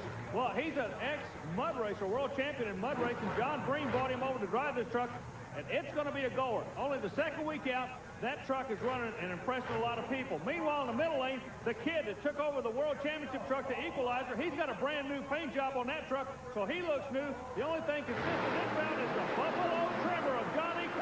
And look at the Micro Machine go out, but in the middle, the Equalizer muscles and wins. Greg Holbrook really getting a feel for this course. He had a problem a week ago that he said wasn't his fault. He said somebody detonated the killer radio. That cost him big time if that's what happened. He's tapping foot right now. That's inside the Equalizer Chevrolet, and it's the foot of Greg Holbrook, the kid on the spot, driving the World Championship truck. Here's a great matchup. He'll go up against Mike Wine and the Outlaw and Kurt Fisher with that new Micro Machine. Fisher, Wine, and the kid. Keep an eye on Holbrook. He'll work. Now look at this. He's starting to come back on him. Whoa, looky here. The new Galoob Micro Machine really ran hard, but he breaks something. Holbrook, he stays alive, and the Ford, just not going to be the day for Wine. Man, side by side, the Micro Machine and the Equalizer. Here's another one too close to call. Now, let's take a look and see if maybe the replay can help us as Army works his way over. They come, there's the finish line, and they hit it right there together. Army is over with Greg Holbrook. Let's see what the word is there. Greg, we're keeping an eye on a replay screen here. It looked like it was so close. We don't have any idea who won. Do you have any idea? No, I couldn't tell. Army, it felt real good. They got the ramp set up for you, just getting all kinds of air tonight. What is the ramp? Everybody keeps talking about the ramps. The bounces that are coming at the end look like they're putting you in a whole lot of trouble. What I'm saying is brakes don't work when you're 4 feet in the air, do they? No, you just got to wait to get landed and get squared away before you can start stopping, or you just tear up parts. We're waiting for the replay to come up. They're going to give us an announced winner in a second. Boy, it is close. I got it. You're on the far side. Keep an eye on it. I got him by a wheel. Greg Holbrook tells you, I got him. Clark put it back together, came back and won his first round matchup, but he's got himself one man-sized task now. He will take on the defending world champion Equalizer and a rapidly improving young driver in Greg Holbrook. Scott, I noticed something. Look at these vehicles right behind the driver's head. There's tie wraps holding the door together on both of these trucks, closer to the camera. Plastic tie wraps holding on. The kid from Tennessee goes out, trying to hold on Clydesdale. He does it. This kid is looking super tonight. Running for the Texas Cup tonight in Texas Stadium, the Equalizer is trying to serve notice that you're going to have to go over him to take the win. Look at the Equalizer. He flew away Clydesdale and toughened up. Big, big run right there for Greg Holbrook, and is he looking good. Well, hey, this next quarterfinal matchup will pit 2 of last week's finalists with the Buffalo Tremor. He's trying to make it 2 in a row. You know, he'd love to leave Texas as the only man to ever win a 3-lane monster truck event. He could do it if he wins tonight. Clydesdale hanging in there, ready to go against the Equalizer, the defending world champion, and the Auto Value King Crunch. Crunch likes to save a little. He can't save any here, but the Equalizer's the favorite. Watch Greg Holbrook. This kid is too quiet for me. Bam! He's let that truck do the talking. He's going to the final. The final's going to have 2 Chevrolets. I don't know who's going to be the third one there, but Chevys are looking good in Big D. I'm going to tell you, watching this last round, if I'm Bob Chandler, I'd be calling the TNT people in there and say, what are you talking about dominating? Equalizer's dominating tonight. He beat that field in a couple of good trucks by over a length. Okay, now really, he did not leave on the starting line with him. He powered it back, and the truck was settled. And you got to remember, he used to race ATVs. That's his background. And boy, it sure seems to work, Scott. He's adapting to monster racing real quick. Well, there's only the battle for the Texas Cup. Since Master of Disaster up against Equalizer and Nightlight.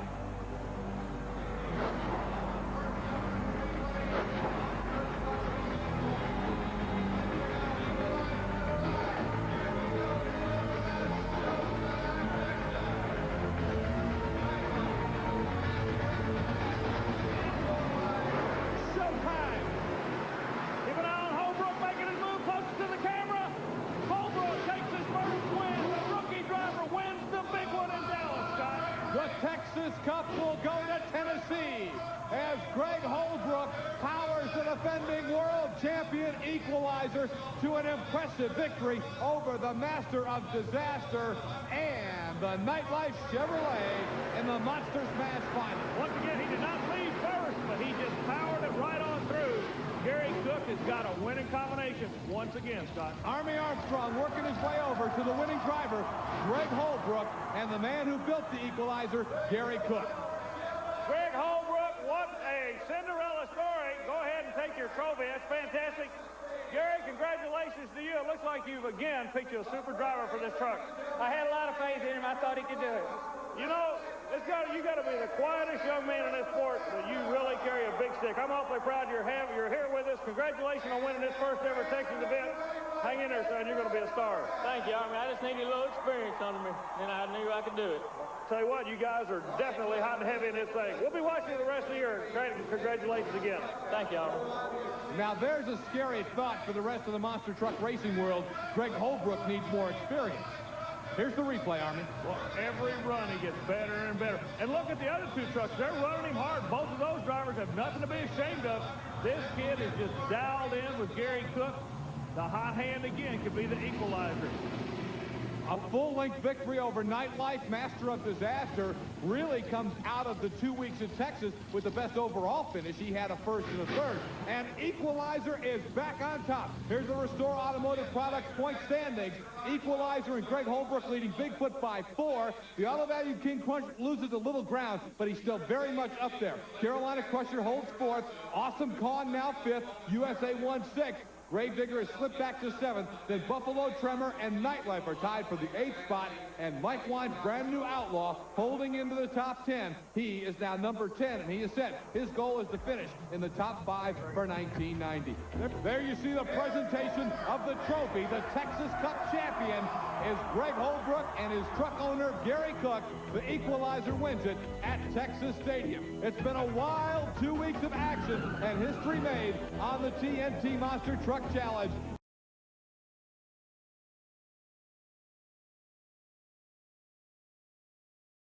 Are you going to be able to come back? That's the big question. I don't think so. We broke the rear tie rod in too, so we're out of it as usual. Boy, as usual, and that's a disgusted sound from Dennis Anderson. He is really unhappy with the way things have been going. And you know, Army, as we get ready for this next one, Dennis had just been running some non-TNT events in California, saying he was doing quite well in exhibitions, but he comes back to the racing circuit, and it really hurt him. Well, see, that brings up an interesting point, the fact that when you see the Gravedigger, there's only one Gravedigger. It's not like a NASCAR team that has 3 or 4 vehicles, short track and long track. Dennis Anderson has 1 truck. I think he's abusing that truck too much. He's got to back off on the exhibition and get serious about racing. Now, you're talking about serious about racing. Look at this kid from Tennessee, Scott. Greg Holbrook, the rookie driving the World Championship truck in the Equalizer against Gary Wiggins and the Dodge Ram known as Mopar Magic, puffing a whole bunch of smoke. Holbrook's first ever run on a figure-8 course looked pretty good in the Equalizer. Yeah, rookie driver out of Tennessee looking real close. We noticed something on the Mopar Magic. There was a little bit of chirping or bouncing in the front suspension. We're going to keep an eye on that later this afternoon. That's where the truck is biting and letting go. Equalizer has the fast time at 40.79. But let's go back. I'll tell you, bad luck for Clydesdale. Hate to see that for Bennett, but you know that tough hombre from Georgia that was putting that truck back together. Here's Mopar Magic and Equalizer side by side. Obviously, Equalizer and Greg Holbrook a heavy, heavy favorite against the Dodge of Gary Wiggins. The suspension is going to be an advantage for the inside truck. Plus, the kid's a rookie. He's hungry. You've got to look to the Chevrolet for the winner. Now, notice how quick he leaves the start line. The truck and the torque converter let the engine get up where it makes instant horsepower. He's already out to almost a quarter of a track lead right now. To the first jump they come.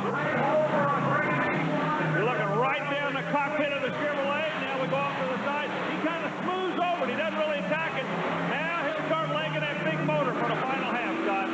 Mopar Magic got way over in the middle of the cars, and he has gone dead in the water. Look on the hood. Hey, look, the kill box came out of the truck and landed on the hood. That's why it went dead. Equalizer finishes off an outstanding run, but the story is obviously the kill box. You see Gary Wiggins has it in his hand. We've talked about that in previous shows. That's the killer radio that'll detonate an engine. And let's watch for it. It's not on the hood now. Still not. Watch the bounce. There it is. You can see it flying around the cockpit, bounces out. Now, instantly, it kills the engine. That's what it's supposed to do, but not now. Equalizer, once again, he's going to have to put away Gary Wiggins and Mopar Magic, and on this course, there are no sure things. Driver goes the thumbs up sign, means he's ready to go. He'll be working the inside with the Chevrolet. Again, that truck weighing 12,000 pounds comes out like a rocket. Chevrolet on the inside, Dodge on the outside. Greg Holbrook looks good. Let's watch him hit the car. Now, normally he'll burp the throttle, try to stay close to the ground. That's exactly what he does. See, he keeps the truck close to the ground, doesn't get a whole lot of air. Now he is set to really leg and mount motor shimmy for the last half of the track, Scott. Mopar Magic in trouble. Gary Wiggins stops dead on the course. It's going to be an easy win for Greg Holbrook and the Equalizer Chevrolet out of Springfield, Tennessee. Running for Gary Cook, the rookie looking good in that truck that David Morris drove to the '89 World Championship. Now, Wiggins has refired Mopar, but for the night, you're going to stick a fork in him, he's done. Army, can we see any problems here? No, the run looks good. I'm looking to see if maybe the kill box may have malfunctioned again. That's not the case. Mopar Magic just got beat. That's just great. And he was a good 5 seconds behind him at one point. That finish line looked like synchronized monster truck flying to me. That was beautiful. Andy Brass with an unbelievable run. And that noise, is that the Outlaw? It's the Outlaw. The heat's in the motor. You can see the head gasket is what's gone away. Watch him about halfway around the track. You should start getting smoke out of it. The Equalizer really should have an easy go on this one. Greg Holbrook trying to get into another showdown with Bigfoot in the final. Here comes the World Championship truck. Where's the Outlaw? I don't even see him. He stopped on the course. Now, Holbrook is playing around a little bit. He's trying to get a handle on the truck because he believes he is going to the final. There you go. Head gasket caught up with the Outlaw. It's going to be a Blues Brother final with Chevrolet in blue and Ford in blue in Louisville. Look at that wheel come up from the Equalizer out of the turn as Greg Holbrook finishes the run. They're setting the chassis just like sprint cars on these monster trucks, Scott. Greg Holbrook, the rookie driver of the truck that won it all a year ago, gets the win. And the luck and time finally ran out on the Outlaw. He had basically been winning as the walking wounded all night, but this time it went away on him, and the other truck was able to complete the run. You can just see the smoke, Army. Well documented the heat, the problem with the head gasket, and you can just put a fork in him. He's done for the night. Equalizer with a good run. Holbrook getting the victory right there. He also, now Holbrook used this kind of as a test and tune run. He ran a little bit harder here than he has in the earlier rounds. He knows what he's got to do in the next round to get by Bigfoot. Equalizer and Greg Holbrook into the finals. Here's Army. You really ran hard on that run. Were you aware that Mike Wine was having problems and shut off early? No, I wasn't aware of it, but it doesn't matter. I need to get the practice in, get used to running hard. I'm thinking I have to do it. How about the landing of the truck? When you hit that time, you completely cleared all the cars. You landed awfully, awfully hard. This seems to be a young man's sport. Somebody your age can come back from that. Somebody my age, I don't think could.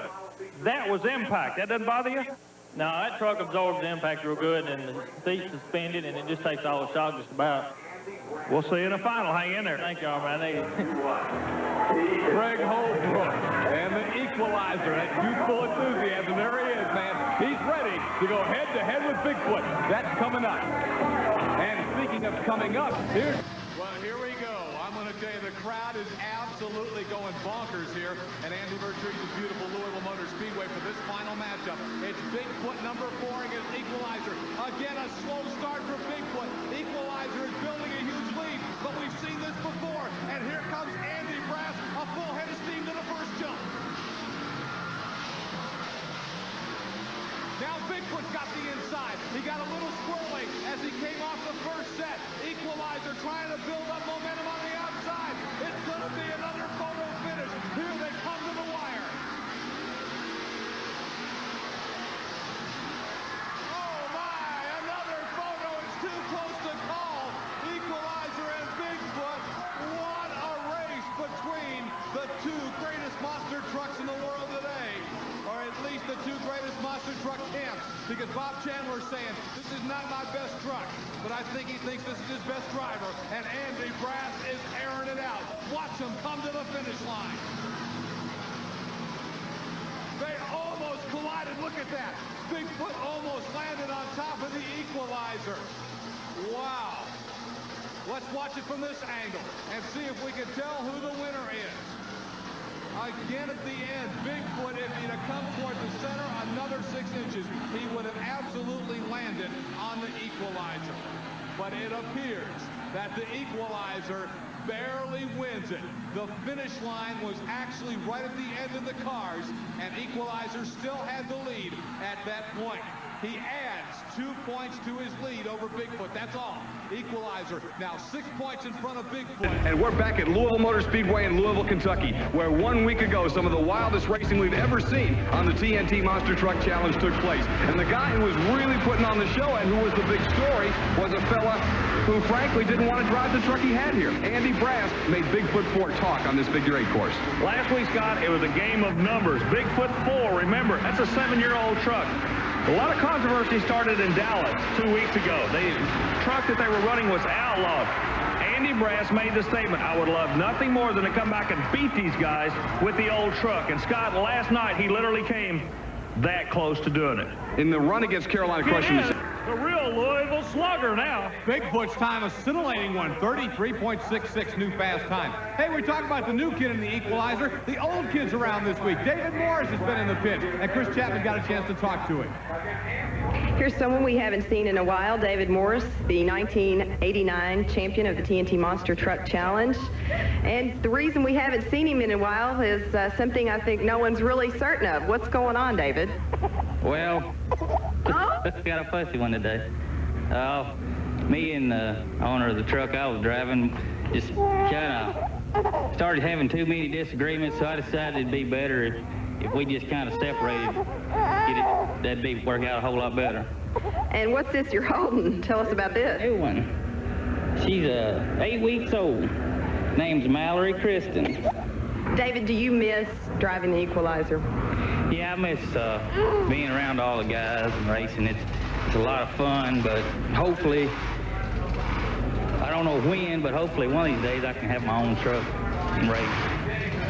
Well, we'll watch for that. Chris Chapman maybe got us another scoop. I'll tell you, if David Morris comes back, everybody's going to sit up and take notice. Yeah, you know, it was good seeing him again, and he wishes Greg Holbrook all the luck in the world. He's got a lot of pride in this Tennessee operation. Holbrook, speaking of Tennessee, we got a Tennessee Ford going against the Tennessee Chevrolet.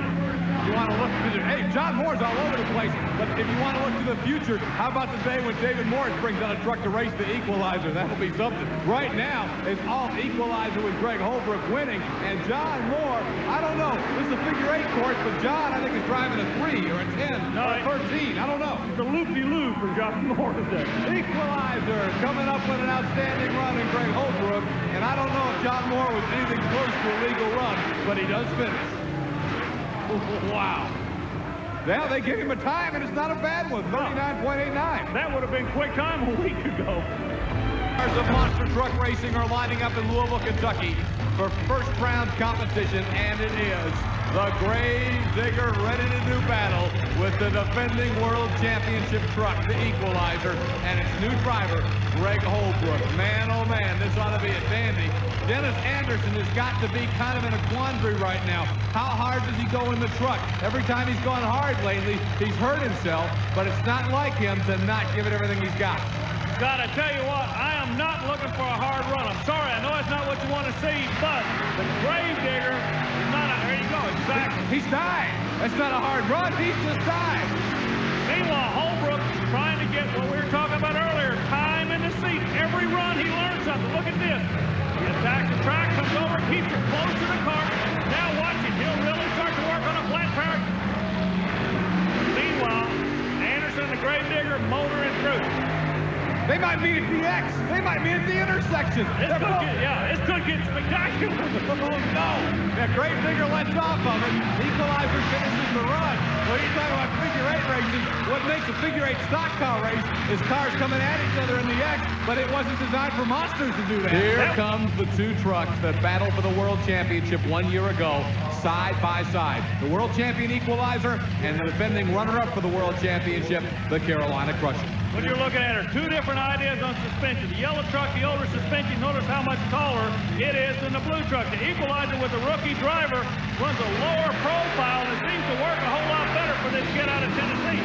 But the North Carolina driver is really making him work for it, Scott. Let's watch how the Crusher handles this course, because, Army, Gary Porter's not far from decision time. He's close to having a new truck ready, but he loves the way this old truck runs. I was interested in seeing how he's going to come over that jump after the last run. Hey, look at this. Porter's going to the next round. The Equalizer blows a tire out. A blown tire sidelines the world champion, and Carolina Crushers in the Final Four. That will affect the World Championship point standing because Bigfoot is still alive. What an incredible story today. After skying, wheeling, and almost landing in the fence, Carolina Crusher comes back and will record a victory over the world champ. Let's see if we can see what, there it is. I guess it was that impact right there, or no, there. That's what blew the tire out on the Equalizer. That second hard shot onto the asphalt at Louisville Motor Speedway. And man, you can't run it like that. Equalizer's done. I was watching the Crusher to see how he handled it. Scott Douglas, Army Armstrong, and Chris Chapman welcome you back to beautiful Richmond International Raceway as we get ready for first round side-by-side racing on the TNT Monster Truck Challenge. There's the rookie who has taken over the reins of the World Championship truck. It's Greg Holbrook driving the Equalizer Chevrolet from Springfield, Tennessee. He'll take on Kid Rarick, the Thunder Chicken from Catawissa, Pennsylvania. You know, it's kind of interesting. Rarick has been around for years and years. This kid comes out, hops in the driver's seat of the Equalizer, and will not be intimidated. Immediately starts attacking the track. But look at Thunder Chicken coming back. No. Boy, the kid just barely held on for that one, Scott. Don't know. Let's get a look at the replay. Don't know if there was a problem on the Equalizer or if maybe Holbrook kind of just thought he had it won or if Chicken was just coming. But look how close he makes it. Right at the end, it was down to a matter of a couple of feet. So we'll get a look this way. We'll not get as good an angle on what happens at the finish line, but you can see here, the Equalizer kind of got a little squirrely. Might have cost him some momentum, Army. Yeah, the bounce catches these trucks. Look at them. They both go towards each other in the middle of the track. Let's check with Chris Chapman. She's got Holbrook right now. Congratulations, Greg. A very close race between you and Thunder Chicken. Yeah, it was real close. When we both started sliding to the inside, I thought we was going to get tangled up, so I just cut back off to the left to try to keep him getting tangled up. How's that track feeling? It's wild. It's just shooting you right straight up in the air if you're on it. If you just get up on the cars first and then get on it, you can do better, faster time.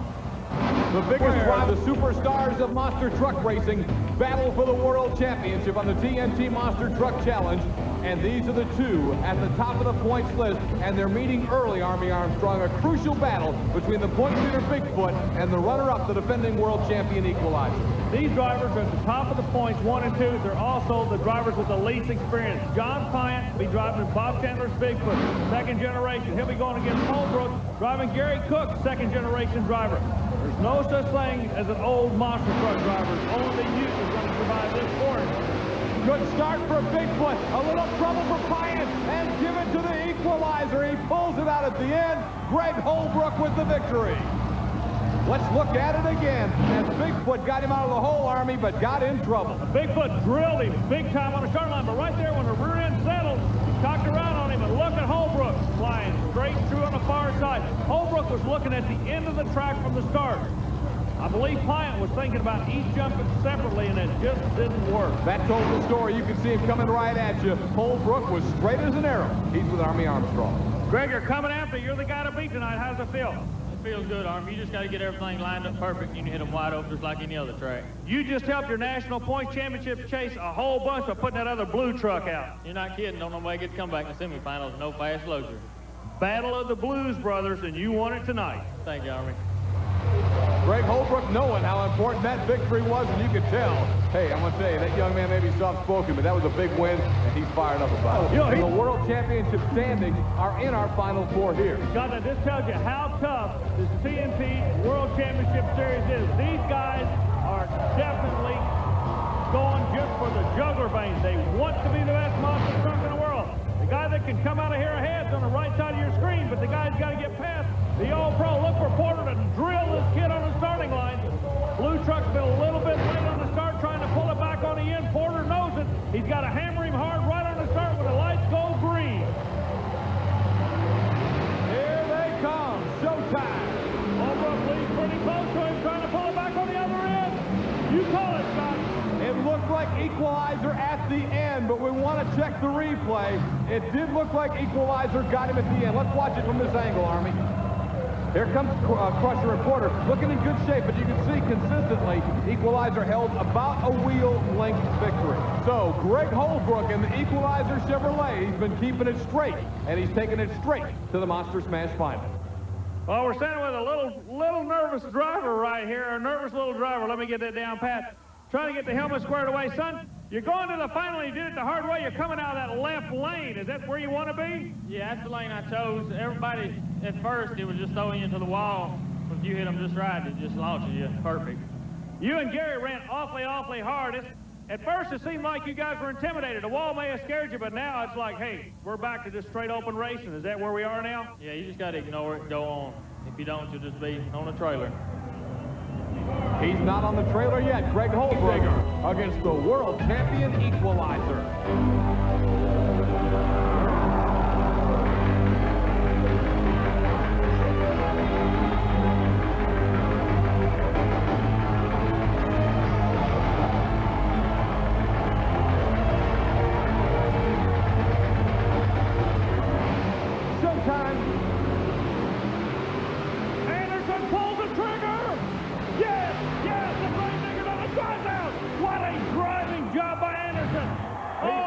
Cinderella story. Listen to the crowd. They're going bonkers as he donuts it at the end. But not only did he win, he did an awesome piece of driving to keep the grave digger on all four wheels. Army Armstrong, I thought he was on his lid. You know, replay's coming back up on the screen. I'm just amazed at how the crowd, it's like a home court advantage in a basketball stadium. These people love Dennis Anderson. Half track it was close, but when he pulled the trigger on that big mountain motor Chevrolet, he literally flew past the kid. But this is where the driving comes in. Smash the motor, power out. What a job. We'll watch it again. Dennis Anderson had gone easy on equipment all night. But on this last set of cars, he said, this has been too rough a year. I am winning this race. And indeed he did by a nose over the Equalizer. Your winner, Dennis Anderson, the Gravedigger, and he's with Army Armstrong. Beneath the truck. and big problems there. The Equalizer getting ready to do battle with USA 1. A little bit earlier, Army was able to talk to Greg Holbrook, the current driver of Equalizer, about last year's flip by David Morris in the Equalizer. Greg, last year the Equalizer flipped in Richmond, Virginia. A different driver. You were not in the truck at that time, but does the fact that it flipped here affect you mentally before you get into the truck? No, I mean, that's another driver, and this is another year, and you can't think about things like that. You got to block the wall out and start flipping. Well, you got to look at it. It was one of the rougher-looking, nastier spills we saw last year. David Morris, as you can see, came out of it very quickly and was okay. Greg Holbrook now in a different paint job, but it is still the Equalizer. The new driver ready to go against Steve Wilkie and USA 1. Greg Holbrook will not be intimidated by this truck. He's going to make Wilkie work for it. Now Wilkie's in trouble. Wilkie's in big-time trouble. He goes over. He has sheared the axle, and both front wheels are gone from one flip. Chris Chapman has caught up with Equalizer owner Gary Cook. Remember, his truck flipped here a year ago. Gary, what we just saw happen to USA 1 happened to you in Equalizer last year. What was going through your mind? Well, I was scared the driver was hurt. I saw something red come out the door there, and I was scared to death it was his arm or something else, but it wasn't, and he's okay. And it's the same panic or fear that you feel for anybody that you know real well when you see something like that happen. You're just hoping he's not hurt. Like David wasn't last year, and he wasn't either, but it's the same fear of somebody you know and work with, you're scared they're hurt. Did you talk to Greg about this particular track? Well, he knows the story, and I told him about what happened here last year, you know, and I told him we'll go for it again, you know, that's just part of the game. You take your licks as they come. You can see the entire front axle and wheel assembly placement in before he went in to the quarterfinal matchup. Well, the Equalizer putting his killer radio box in. That, of course, is the unit that is put in the trucks so that the TNT officials can kill an engine if a truck goes out of control. And Greg Holbrook will battle the man that is his arch nemesis as far as the TNT points go. Bigfoot and Equalizer have been running 1-2 virtually all year. This is a crucial showdown fairly early in Richmond. What you're looking at here is something unique. I want you to think about it. Two of the youngest, yes, the youngest monster truck drivers in the sport are sitting on the starting line right now in a battle for the World Championship. So youth does have a spot in this sport. John Pyatt and Bigfoot. We got a race. We've got a race. Look at this. It'll be Greg Holbrook's Equalizer getting the win. Bigfoot in the wall, Scott. As Bigfoot kicks a bunch of dust up from the wall. That's concrete dust, not dirt, is coming up.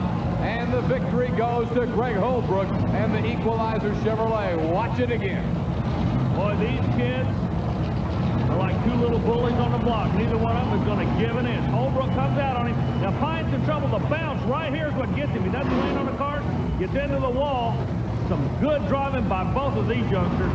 Pyatt gets it straightened up and does not go over the wall. That's where the big damage would have been done if he'd have topped that inside retaining wall or possibly even landed on it somewhat. You'll get a look here. The second set of cars, Equalizer much straighter over them, made the difference. And then Pyatt's problem at the end of the run. Equalizer getting a critical win, and so Bigfoot now actually has 2 losses today, even though he was able to make it into 2 rounds of competition. You get less points, of course, for a loss than a victory. And Equalizer distancing himself from Bigfoot in the World Championship points chase. More coming up. Greg Holbrook getting ready to go.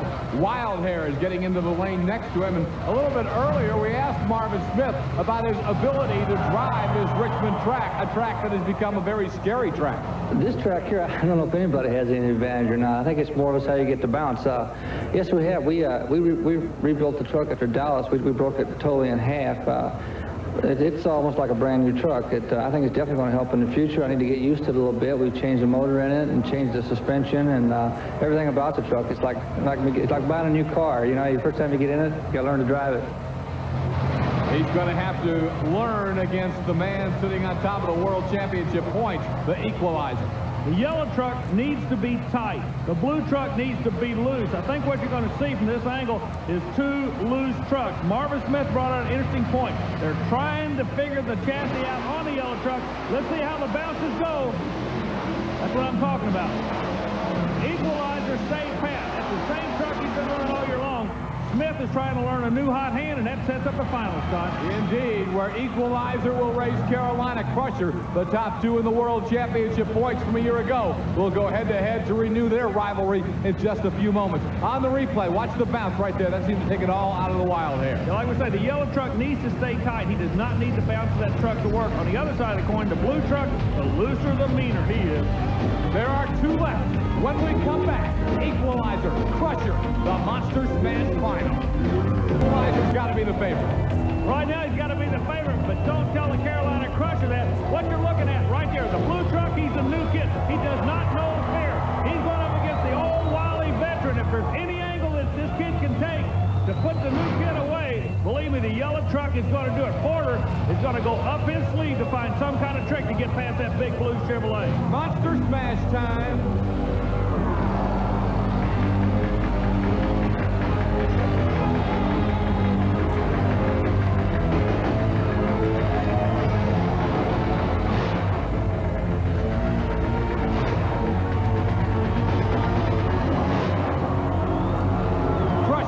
Equalizer. Showtime. The old pros hold him up. He's holding him up. God, he did it. The consistent truck, the consistent running of Gary Porter has paid off again. The Carolina Crusher takes home the prize in Richmond, Virginia. Army, what happened to Equalizer? The bounce, I don't know. The boy made a good run. Gary Porter was just destined to win this thing. This has been his night since it started, Scott. Outstanding run. Pretty soon, Porter's going to be shelving that truck. It's going to be hard to put it away, though, if it keeps winning. There's your winner, Gary Porter, the Carolina Crusher. Buffalo Trimmer holding on to their spots inside the top 10. In any kind of motorsport, to be a rookie, you got a lot of pressure on you. This is exactly what happened, I believe. You were pushing that light a little bit, it kind of burped on you, backed on the pedal, and then went after him. Is that what happened? Yeah, I was trying to just get the time of light just right, and it didn't work. I got on it too soon and had to let out of it. Do you ever get excited about anything? You seem so calm and cool. Do you ever get excited about anything? I get a little nervous sometimes before a race, but I try. It really don't bother me. What about the national points chase now? As we're leaving Richmond, man, you're looking awfully good. You're looking a lot better than you did when you came in. Yeah, 2 seconds got us way out ahead of foot. I believe it really helped us. How about this Porter guy, though? He's starting to flex his muscle and come back on you guys. This top 5 is going to be a war before the year's over, isn't it? Yeah, anything can happen from here. We could total the truck out or something and just fall completely out of it. You never know. Greg Holbrook hoping those bad things don't happen to him, because really... Right now, I'm looking at qualifying highlights of the action from the Wood County Fairgrounds in Bowling Green. And Army Armstrong, we've got to show the run of Dennis Anderson's Gravedigger. A good run, but a familiar story. Well, it's the same old story like you were saying. He lays down that bonsai shot, and then something goes away. He's trying to find a weak link on the truck, and it's nothing consistent. You know, one time it'll be the rear suspension and the front suspension, the engine. It was a shame, but boy, if you bought a ticket to this one, this is a good qualifying. Look at this, side by side. They're making a race out of it. Anderson pulls a big win, but look at the smoke coming out of the back. That means only one thing. Gravedigger goes in the box. Driveline problems eliminate him for the night. Excellent qualifying run of 8.06 seconds, but that was the only shot. Looks like Jesse Bergey's coming out. That's playing for keeps. And again, I'm sure most people looking at the screen who have been following Tough Track said, who in the heck is that? It's the new paint scheme for Jesse Bergey playing for keeps, but he has got to take on the bad dog, the Equalizer and Holbrook. Jesse gave him a good run over that first set, but Equalizer easily puts him away. The coil suspension on the Equalizer really working good on a far track. Now, there is a lane difference. I look for that blue truck to stay in a far lane all night long, Scott. We're going to look at it again. The Equalizer truck out of Tennessee, the defending world champion and current world championship points leader, Greg Holbrook, with a good run. And our first look at the new paint scheme for Jesse Bergey out of Wyoming, Michigan, in the Playing for Keeps truck. Holbrook hit on one car to go. Remember, Collin cleared them all. That could come back and pay dividends later because they were both running out of the same lane, Scott Douglas. Indeed, Equalizer may be the man to beat. Holbrook is looking awfully good. More monster truck races a little later.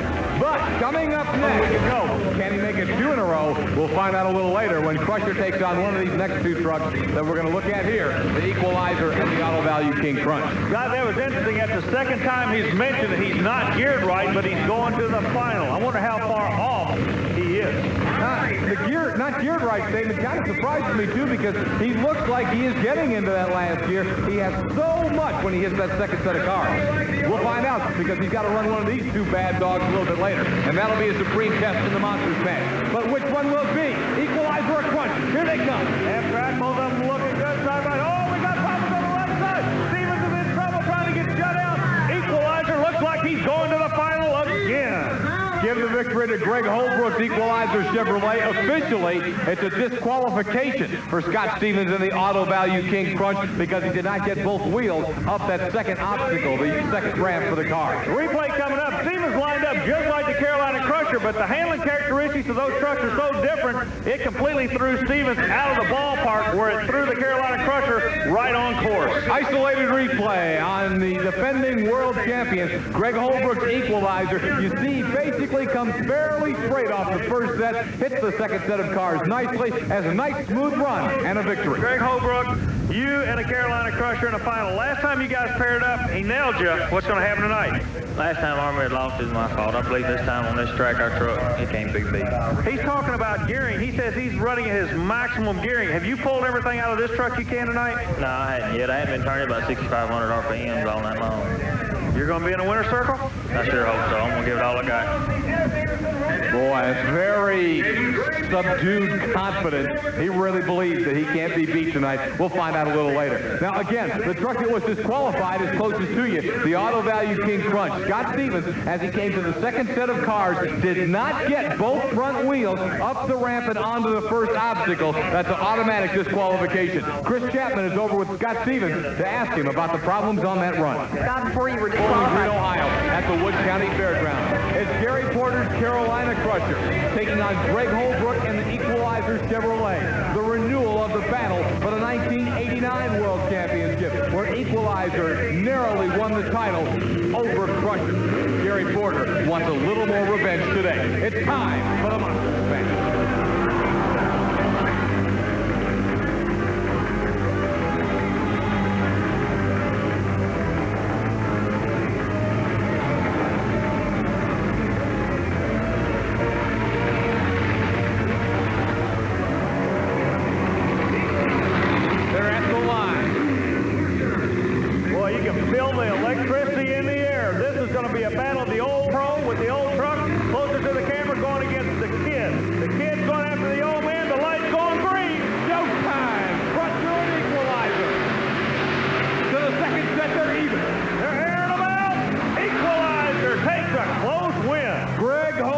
From Springfield, Tennessee, has put the defending world championship truck back in victory lane once again with a victory over Gary Porter and the Carolina Crusher. Crusher denied winning 2 in a row by the kid from Tennessee. Now, both of these trucks were exactly where they wanted to be. Each truck was running the lane he was happy in. No excuses. That was just good old monster truck racing. Well, we talked about Gary Porter not getting the kind of top end he wanted. Maybe that was what we saw there, because Equalizer kind of made it look easy over the last set as he got the victory. Army Armstrong is going to get a chance to talk with both drivers, Greg Holbrook and Gary Porter. Well, the finals went down in Bowling Green. Reverse the tables from the last time these two trucks met. This kid's definitely learning, isn't he, Gary? He is. He's learning real fast. You know, he has an excellent truck. You know, Gary Cook built him to drive, and he's doing an excellent job driving. You know, I felt like I made a real good pass that run. I got a little too low a gear in my truck tonight, but I'll gear it up for tomorrow night. We'll be back strong. Well, nothing to be ashamed of. As usual, you did a great job. Let me bump over and talk to this kid. Hey, you're making a name for yourself. You're like a gunfighter of years ago. You're starting to knock off all these big guys, and they're going to be coming back after you hot and heavy now. Yeah, I've had a lot of good luck. Gary's got the truck set up good. All I had to do was drive the truck. He'd already proven the truck would work. You keep saying all you have to do is drive the truck, but not everybody can do that. There's got to be a talent to driving this truck. You just have to watch the cars. It's just like any other kind of sport. You got to be able to read the track and know what your truck will do every time. You got to stay out on Bigfoot in the points chase. Tonight was something you had to do. Yeah, we need to get as far as we can before they bring 8 back out, and he's going to be real tough. Indeed, Bigfoot 8 looms ahead for the Equalizer. But right now, Equalizer has opened it up to a 30-point lead over Bigfoot. Again, the points being accumulated by Bigfoot 4 count along with the Bigfoot 8 points. he's probably a little upset. It was an awfully close call, and he says he's a professional and has to live with it, Army, but I'm sure he doesn't agree with it. I guarantee he was thinking about that light all the way back to Missouri. Look who's coming back out. We got a brand new paint job on this little lady here. Well, playing for keeps is a truck that Jesse Berge, in a non-TNT event, actually rolled recently. He's got her back together. New paint job, but he has to take on the world champion, Equalizer. He also changed brands. He went over to GMC. Let's see what's going to happen. He runs a smaller engine. Berge taking a bad bounce. He's in trouble. He's trying to power out Scott. He pulls it back. Whoa, you talk about some heads-up driving. Jesse Berge just saved his hide right there. Masterful save by Jesse Berge, and the time for Jesse Berge is exactly the same as Bigfoot's, but Bigfoot is going to get to come back as the fast loser because Bigfoot set the time first, not Berge, and to beat him, he would actually have to beat the time, not equal it. Chris is caught up with Jesse Berge to talk about the run. Jesse Berge, I hope you were buckled up because that was one wild. With all 8 cylinders. On the other side of the coin, the Equalizer, they've got it all figured out. Gary Cook is sitting there like a Cheshire cat with a grin from ear to ear. He thinks he's got this field covered tonight with the Equalizer. Well, and certainly he's the prohibitive favorite in this race. Kwasniewski and Buffalo Trimmer just trying to get a good run in because he's having such huge problems with that new gasoline engine. And this race, as expected, was all Equalizer. Greg Holbrook will be our final semifinalist as he gets a fairly easy victory over the Buffalo Trimmer. So our final 4, King Kong against No Problem, Bigfoot against Equalizer, 3 Fords, but one awfully good Chevrolet. Watch the driver when they land. You're right, man. He takes a beat. Yeah, big time. But the young man can take it, and he'll be back for more a little later. When we come back, it's still satisfied. They're satisfied. Let's go back to the starting line. The top 2 in points for the season. We have documented how John Pyatt and Bigfoot 4 is just trying to stay close so that when Andy Brass brings Bigfoot 8 back on the circuit, he's got a shot to run Equalizer down for the championship. I'll tell you, Pyatt could do Brass no bigger favor than to upset Equalizer right here. Right now, the Equalizer's got one job to do. He's got to drill Bigfoot on the starting line. Close at half track. Scott, what does it look like? It's going to be Equalizer on the second half. Bigfoot closed fast, but not quite enough. Equalizer holds on for a very, very narrow victory as Greg Holbrook celebrates his 19th birthday and what could have been a real subdued celebration after the races. I'm talking about his birthday party. If he'd have gotten beat here by Bigfoot, they would not have been eating any birthday cake with smiles on their faces. This right here could be the run. This could be the battle that wins the war for you. Because he put Pine out of this thing twice tonight in this point chase. Boy, I'll tell you. So John Pine's Bigfoot really gave it an outstanding run, but not enough to track down the rookie sensation driving the World Championship truck. You see an isolation of Greg Holbrook winning it in the Equalizer Chevrolet. He goes to the Monster Smash final. Army's caught up with both drivers. Let's go to him right now. Greg, 19th birthday. I've asked everybody around here what you did on your 19th birthday. None of them had the opportunity to do what you're going to do. You going to make any changes or just going to keep going with it? We're just going to keep going with it. We got lane choice again. I'm going to run the left lane again. It's been working for us good all night. Truck transmission's beginning to fade a little bit on us. I just hope it holds up one more time. That might work for you because he has been running the left lane. You're going to push him over someplace he hasn't been. That could hurt him. Yeah, I believe he qualified in the right lane, though, and he run pretty good there, so it's going to be a heck of a race. We'll let you go. Right now, we're going to bring John over here. John, nothing to be ashamed of. You had the acclaimed Bigfoot truck was running up.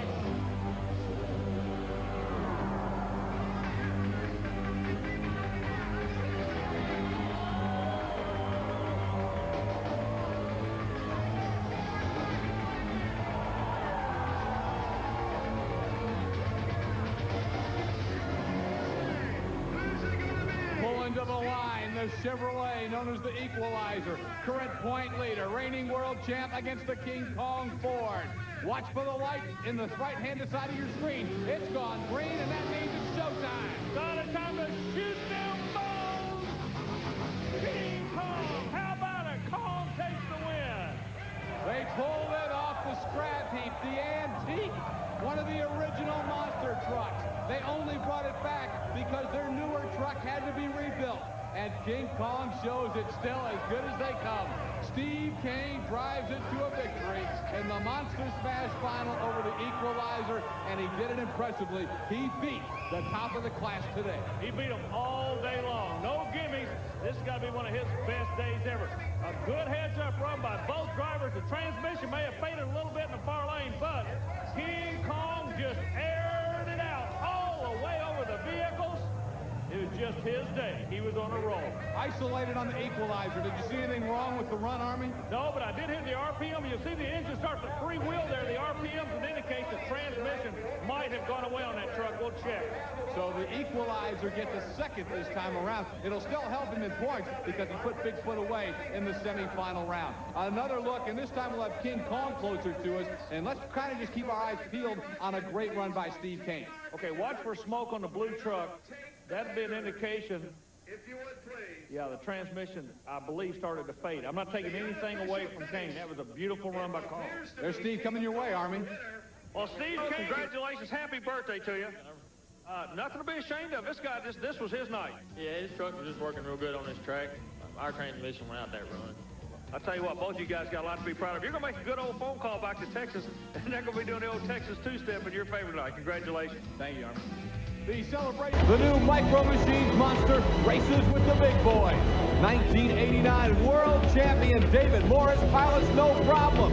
And the developed in the pits, and certainly the one that has taken top billing today involves the no problem Ford Bronco. John Moore will not drive that truck this week. He's got himself a new driver, and what a driver he has. The 1989 world champion David Morris, who earlier this year left the Equalizer team in a dispute, has resurfaced, and today Morris will drive no problem. Army Armstrong is standing by with more on that story. Well, thanks, Scott. We are standing trackside with the new team concept for the no problem monster truck. John Moore, tell me about this new team idea. Well, I decided to step back a little bit, put a younger driver in, and see if we can do a little better in this point series. Let me bounce over here to the younger driver. It's going to be a young man that you're familiar with, David Morris, back in the saddle again. How does it feel? It feels great to be driving a monster truck again. John, he's going to give me an opportunity to drive his truck, and I'm going to see if I can do the best I can with it. Well, John and Heidi Moore have always had a good running truck. You know he's going to put a good truck underneath it. What about your confidence as a driver since you've been out for about 9 months now?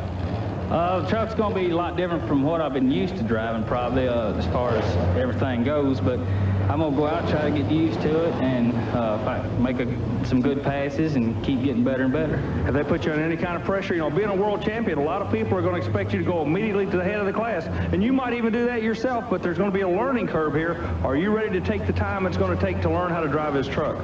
Oh, sure. It's going to be a learning process, but we'll do the best we can do. Well, Scott, there we have it from trackside. Back to you.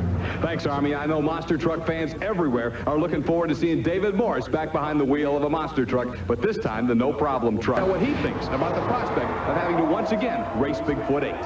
Thanks, Scott. You're exactly right. Bigfoot 8 has been a point of contention all this year on the TNT circuit, but the big story now is, are these trucks going to be able to compete? And one of the trucks that would be able to compete is Equalizer, and the owner of that is none other than Gary Cook. Gary, do you believe that your team's going to be able to come in there and hang with Bigfoot 8? I don't know. We're going to make some more changes before we go back to the New York circuit with the new Bigfoot 8. We're going to give it our best shot, but, you know, Bob Chandler has built a super good truck, and it's got the finest engineering that can be done, and our trucks are not up to his, but we're going to give it our best shot because we have run with that truck consistently, maybe not winning as much, but we've proven we can run with it. But for a point deal, it's going to be nip and tuck all the way. We're going to give it everything we got. Have you talked with your driver, Greg Holbrook, about the strategy for the upcoming tour? Yes, we've talked about it some. We're just going to go for it. That's all I can say. We're going to go for it. You know, we'll give it everything it's got, and we'll put everything into it we can. Well, speaking of drivers, we can't pass up the opportunity to let everyone know that David Morris, your former driver, is going to be driving John Moore's No Problem. How do you feel about that, him coming back on the circuit? Well, you know, he always did a wonderful job for me, but I think he's going to find out that this truck's the best truck. Thank you very much, Gary. And that is the story with the Equalizer. Back to you, Scott. Chris, we haven't even... John Moore's No Problem has a brand new pilot. We documented it earlier. The driver of the year from 1989. The No Problem driver is David Morris. John Moore looking on very, very intently. You know, David Morris won hands down the driver of the year honor from a year ago, winning the world championship in the Equalizer. This was when he took it all home in Freedom Hall last October. There's one big difference. The suspension of these trucks are so different. Moore is driving a new animal tonight. I'm anxious to see how he's going to react. But like you say, he won the world championship because he was the best driver last year.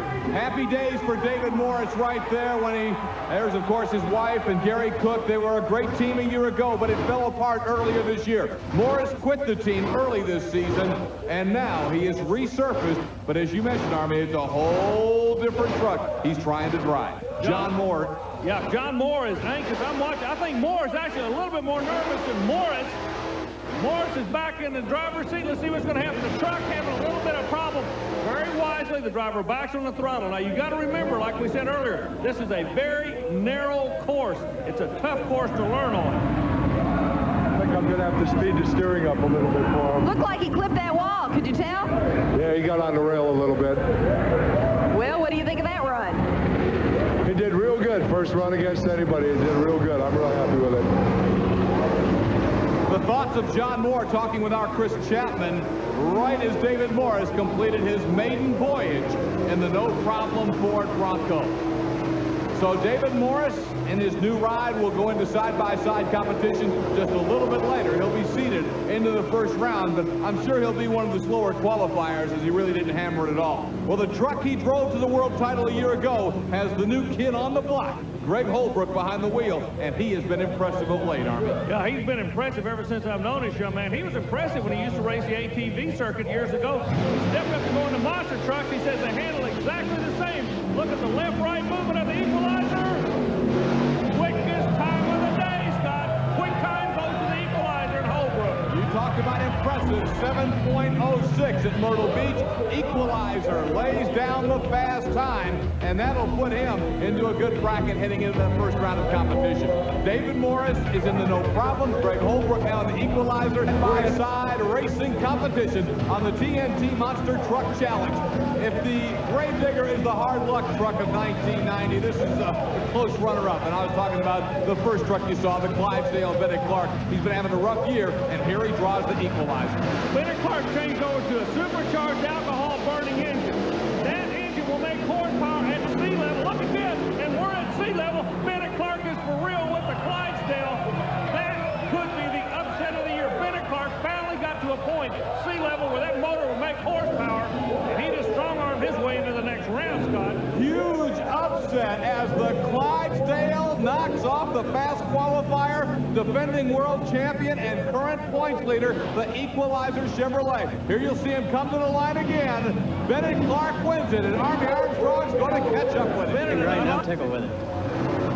Tickled indeed. He has upset the Equalizer and is into the quarterfinals. Now, David Morris, driving the No Problem truck, has to battle for Ford supremacy against John Pyatt and Bigfoot. Chris is with John Moore. Let's go over to Chris now. Are you concerned about the truck? No, I believe the truck will be all right. I don't think we've got anything to worry about the truck. Good luck to you. Thank you. After being a driver, he's now just an owner, a crew chief. David Morris driving his truck, the No Problem Ford, against John Pyatt and Bigfoot. Army, they're off. He's an owner, a crew chief, and the most interested spectator here because he's watching Moore do his thing. Not good enough. John Pyatt rules the roost in that round with Bigfoot. Oh, Morris in trouble. Jumped over the guardrail you talked about, Scott. That guardrail is really going to give some of these guys some kind of problem before the night's over. Replay's coming up. Give it a call for it. Watch it here as, first of all, easy win for Bigfoot 4. He puts the No Problem truck away by a bunch. Both trucks then veer left, and watch David Morris and No Problem come over the guardrail. You saw it right there.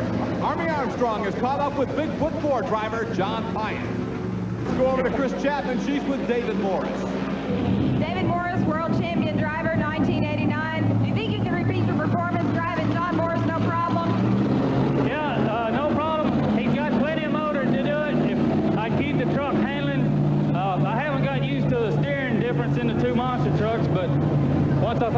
steering worked out, we'll do fine. Well, David Morris certainly is not discouraged. Boy, look at that shot, Army. And remember, John Moore just a moment ago told Chris he's going to have to speed the steering up. So they're both thinking the same way in order to solve this problem. Who's coming out now? We got the power to the ground all right, but in that run right there, I just sheared the back drive shaft in it. So, do you have another drive shaft to get back in this thing? Yeah, I've got another drive shaft, but I don't know if we can change it fast enough. You know, we don't have U-joints set up in it and everything like that, and the safety shields is a big deal. You know, we have to have them on it. That's Gary Cook and Greg Holbrook. Apparently, those two fellows are involved in one of the few trucks that's still at 100%. As we have learned that the Micro Machine apparently has developed some axle problems in its victory this run here over the Carolina Crusher. Chris is back in the pits with Kurt Fisher out for the semifinal round, where he is scheduled to meet Micro Machine in our second semifinal matchup. But first up, look at this. The two chief combatants for the World Championship. The defending champion Equalizer, his main nemesis, Bigfoot. Now, the Equalizer's back in this thing solely through a technicality. He was put out in the first round. If this kid has ever been under pressure, and I have never seen him react under pressure, it's going to be right now. If he's going to mess up, it'll be now in a right lane. I don't believe John Pine's going to mess up.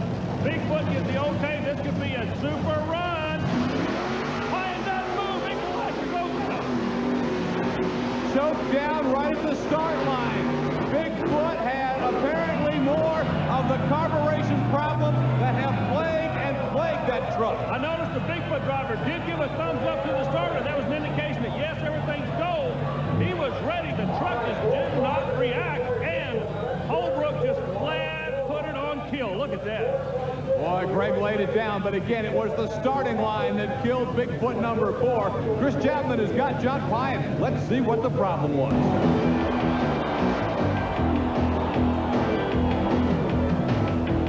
Welcome back to Tough Tracks. It's the Gravedigger and the Equalizer in the Monster Smash.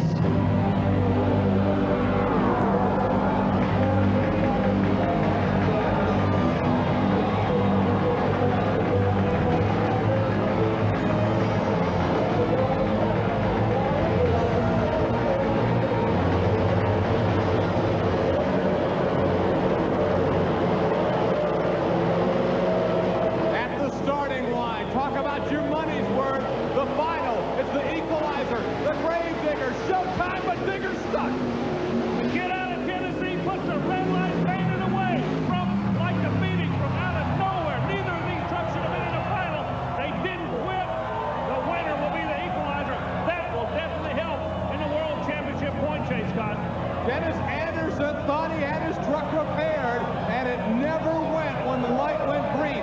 Something else. Obviously, Greg Holbrook doesn't look in the rearview mirror. He never let off one little bit. Greg Holbrook drives his own race. Nothing intimidates him, nothing worries him, and nobody's going to take more money home tonight than he.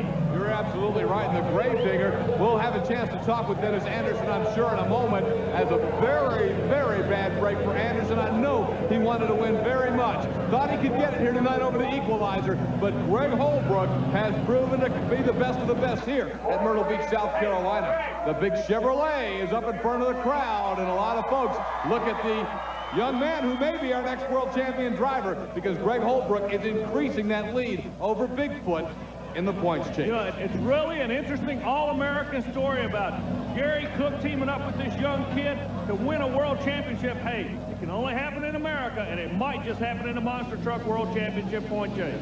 The Equalizer, the beautiful blue truck out of Springfield, Tennessee. Top, where Equalizer is stretching and stretching the lead. But it's just 2 weeks from today here on Tough Tracks when Bigfoot 8 returns. And I know a lot of Ford fans think that is when things are going to change. But you can see the man on the top of the mountain right now is Greg Holbrook, the pilot of the Equalizer Chevrolet. Chris Chapman working her way over to talk to Greg about an impressive run at Myrtle Beach, South Carolina, and another big victory for the Equalizer. Greg, if we could take just a moment of your time. Congratulations have to go out to you. How do you feel after that win? It feels real good. I didn't hear it in it's over, but you can't ever tell, so I just didn't let out. So So you didn't know that Dennis wasn't right there with you while you were making that bonsai run? I really couldn't tell, but I didn't think he was, but I just stayed in it anyway. Bigfoot 8 returns the next time here on Tough Tracks. What are you going to predict? He's going to put on a good run. Maybe we can run with him.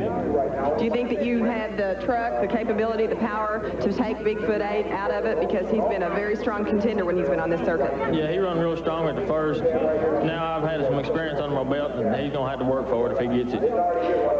Not to downplay the seriousness of this, but you done good tonight. Congratulations to you. Thank you. I really appreciate it. Equalizer on top of the mountain at Myrtle Beach, South Carolina. But Army, I've got to say it again. It's just 2 weeks from today here on Tough Tracks. Bigfoot 8 returns. But is this kid ready for him? He's hot as a pistol now. You know, everybody in the sport's excited about the return of Bigfoot. I tell you, really up front, this kid is not afraid of Bigfoot 8 or any Bigfoot truck. He's got a lot of confidence in himself. He proved it tonight. Look at the replay. He was running all night long out of what everybody was saying was the bad lane. That's the killer lane. Stay away from it. And this kid goes straight as an arrow in this sport. The Equalizer is on top. Driver of the year, David Morris, but not in the Equalizer. That's split remains. He's now driving no problem. Army, though, rumors are flying that the only reason he's doing this is to set him up for possibly a ride in another truck. Well, the rumors are flying, and the other truck, all I can tell you, is blue in color. And they say it's a Ford. We're going to have a lot of great monster truck. On the beach at Myrtle Beach Speedway, first round action begins with last week's winner on Tough Tracks, the defending world champion and current world championship points leader, the Equalizer Chevrolet, meeting the big Dodge, the Mopar Magic Dodge out of North Carolina. That's Gary Wiggins. Got this little deja vu. What I'm talking about, lane choice went to the Equalizer, and he again goes back into what everybody says is the bad lane. The reason they say it's a bad lane, the walls are close on each side, but the Equalizer is not intimidated at all. He goes right back where he left off last week into the winner's column. Lane claustrophobia, if you will, because those walls are tight, they close in on you, and they're on each side of the lane the Equalizer's on. The other lane is open to the right. There's more room for error. But Greg Holbrook loves this lane. It's working for him. He won out of it last week, and he started off with a big win here tonight. Now, Mopar Magic, look at that, a broken rear drive shaft. Yeah, boy. That's a tough break. This kid has a real strong charger. He's an independent, really represents the Chrysler and the Dodge people awfully well. I'd like to see him get some support. He's a good monster truck driver. Chevrolet and Ford hooking up here. Marvin Smith, Arnold, Missouri, the wild hair Chevrolet against that man, the world champion driver a year ago, the driver of the year, David Morris, but now in a new truck for him, the no problem Ford Bronco. Last week, Morris got the Ford Bronco into the wall. Wow, there, just dominates this run.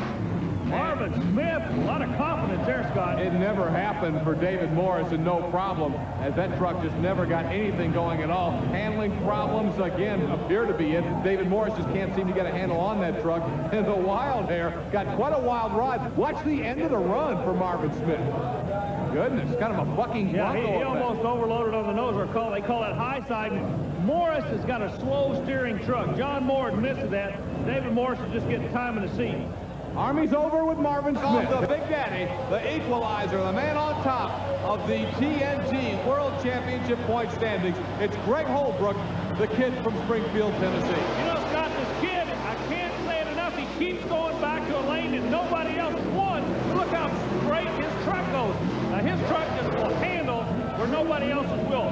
That center lane is intimidating with the wall on each side. Could be a major problem before this night's over for anybody but the Equalizer for some reason. The Equalizer has lane choice and continues to choose it, as Army has documented. And you can see right in front of you, it's closed in on both sides. No room for error. But the Equalizer, so far, hasn't made any errors. Our next matchup will be coming up in a moment, and it'll put the King Kong truck in this lane. Scott, what they're trying to do, that center wall is the dangerous part. They're trying to stay to the outside away from each other, because the center wall actually has a telephone post in there. If you hit one of those rascals, you're in deep trouble. Much is Ford and Chevy, and we know we're going to have Ford and Chevy in the Monster Smash Final, because in one semifinal, 2 Chevys, Carolina Crusher, Equalizer. The other semi, it'll be 2 Fords, Bigfoot and Outlaw. You know, we've been talking all night long about Bigfoot 4 and everything. The truck on the left of the screen right now, that truck is sold. There's a due date. He will not have that truck. He's got to get all the points he can with it now. We're talking to Carolina Crusher, and he is in deep trouble. Equalizer outstanding run, but it's not enough as Greg Holbrook continues to dominate the competition at Myrtle Beach Speedway, Myrtle Beach, South Carolina. He won here a week ago, and he's going back to the Monster Smash Final. So like you're saying, in the final, there's going to be two blue trucks. The Battle of the Blues Brothers in Myrtle Beach. Bigfoot will come out against Outlaw next to see if he can earn his way into the final against the Equalizer as Greg Holbrook lays the shot down and gets it done. A good run for the Crusher, and you know that old truck is really holding up well for it. Greg Holbrook waving to the crowd, and I mean the old truck of the Carolina Crusher holding up well for Gary Porter. And, you know, Army, the Outlaw, Greg Holbrook, the Equalizer. Mike Wine the Ford, Greg Holbrook, the Chevrolet.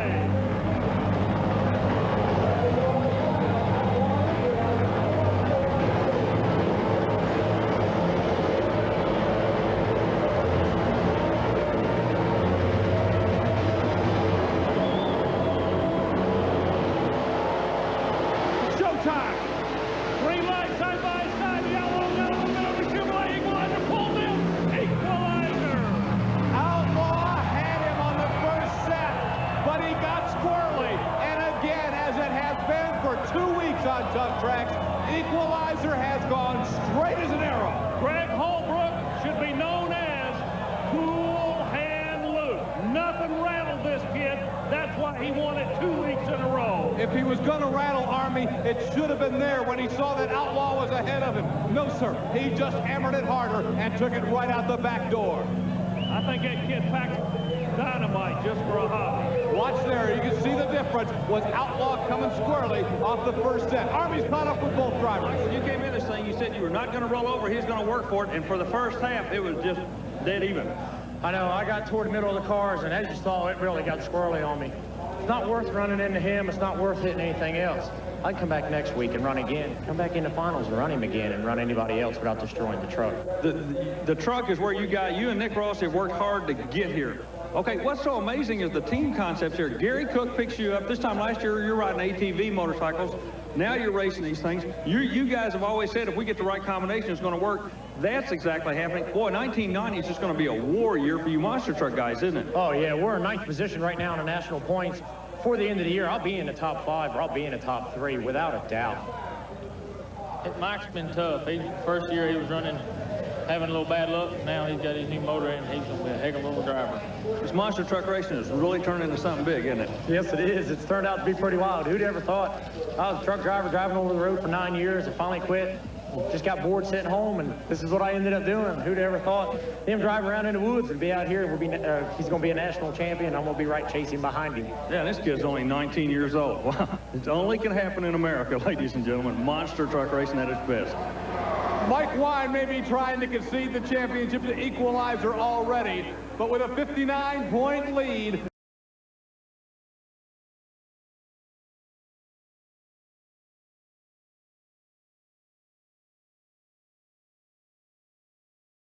Now we're going to go over to Chris Chapman, and she's standing with the man that has designed the truck that's currently the world champion and currently the national points leader that Bigfoot's trying to catch. Chris? Thanks, Army. I am with the man who built the #1 truck, the Equalizer, Gary Cook. Gary Cook, the situation is you haven't been running Bigfoot 8. Can you handle him? Well, my rookie driver, Greg Holbrook, who just started in the truck this year, he has really come along good. He's got the handle on the truck. He's getting faster every week. And I feel like, you know, that he's up to it.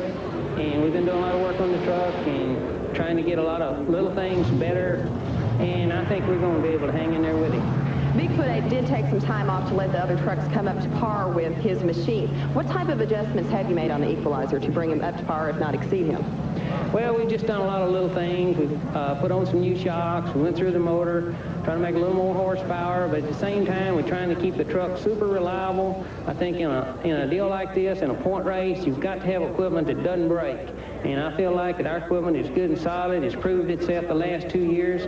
And I believe the Bigfoot 8 truck, it's a fine engineered piece, but it may be even too engineered.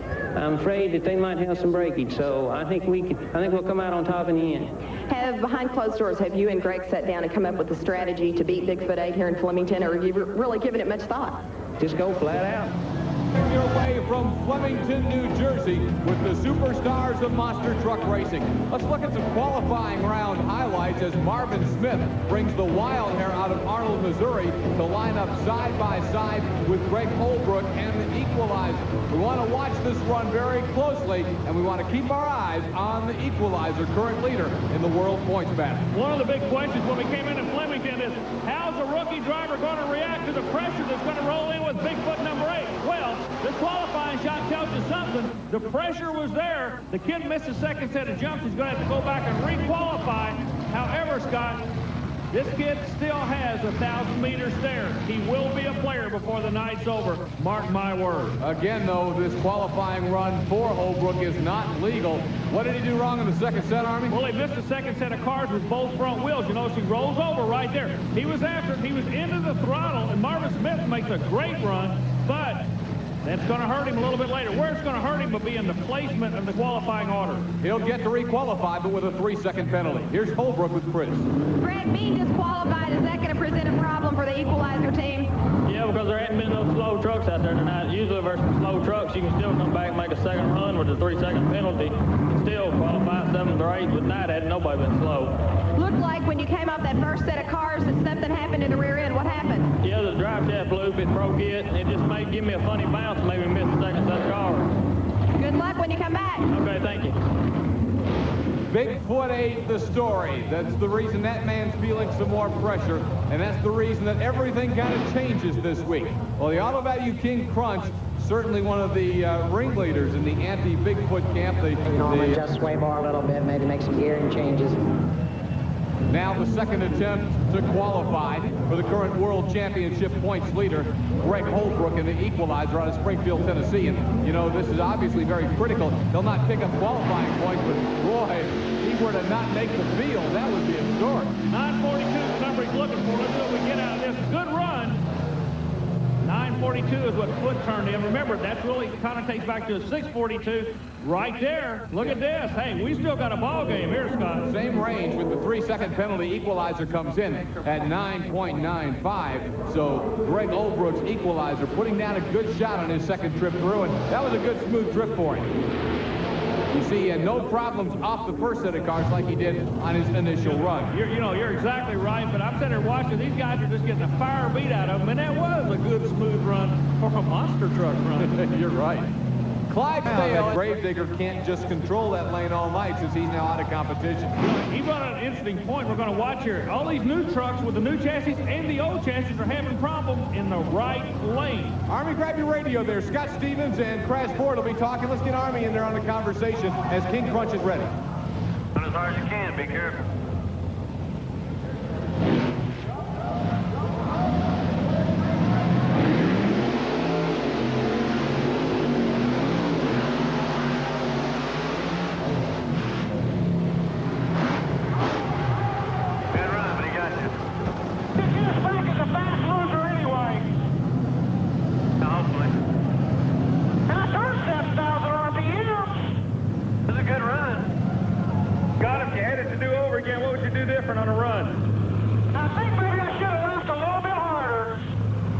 Equalizer certainly looks good now after a dismal qualifying round. Army's now over with Greg Holbrook.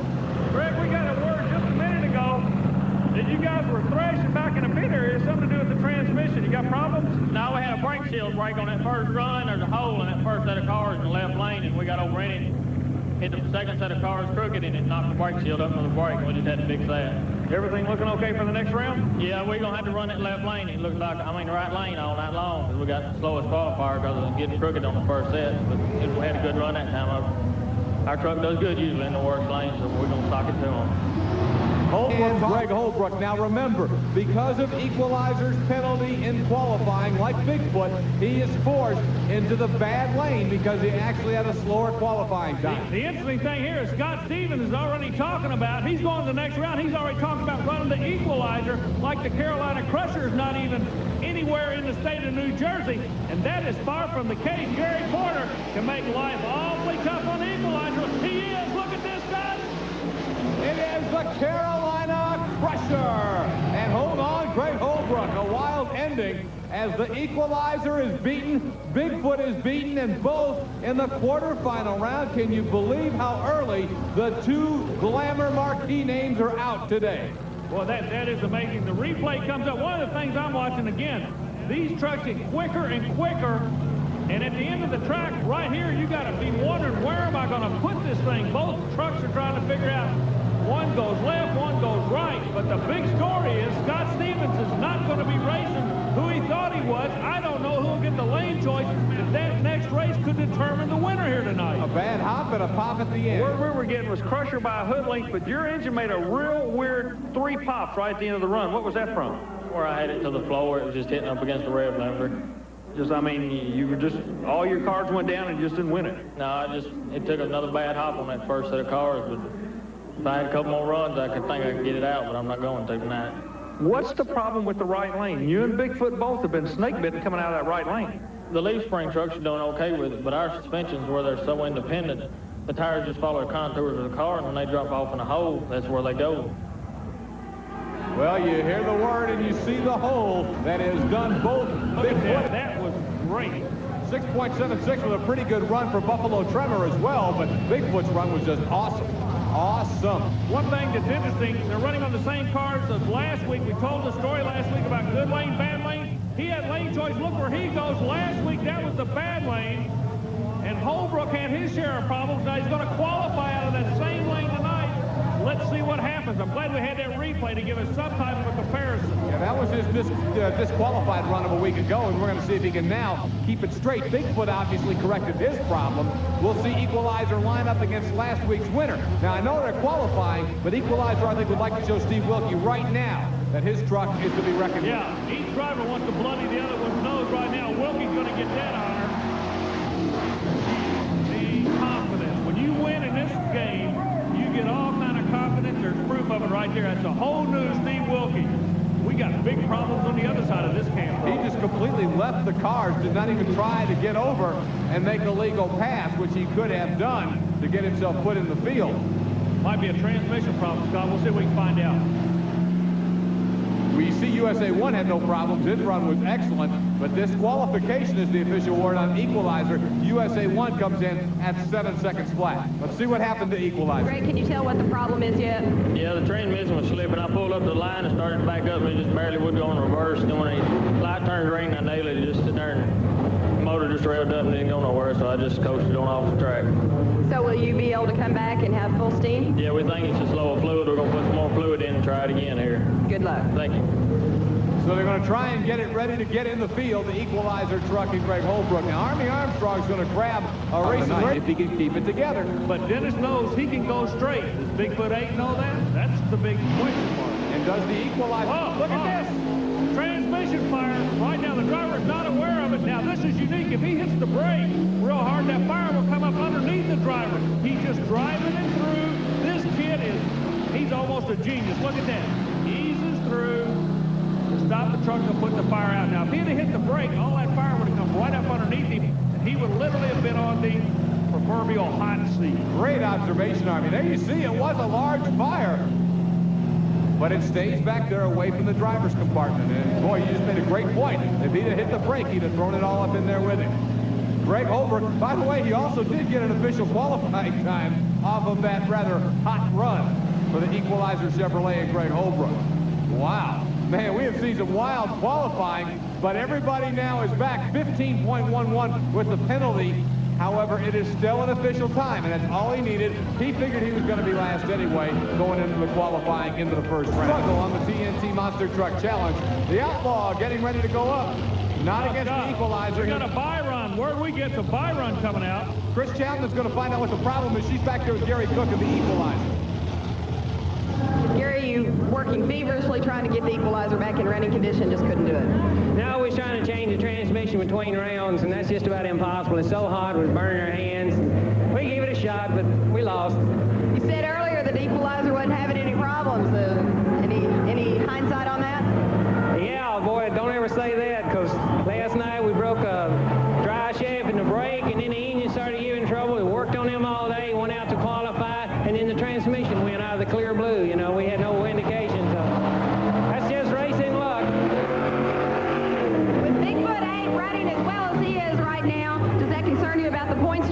up. Yes, it does. That puts us further behind, and that's a big hill to climb right now. Good luck to you. Thank you. Let me explain. Gary Cook saying further behind. He doesn't mean they're behind in the standings.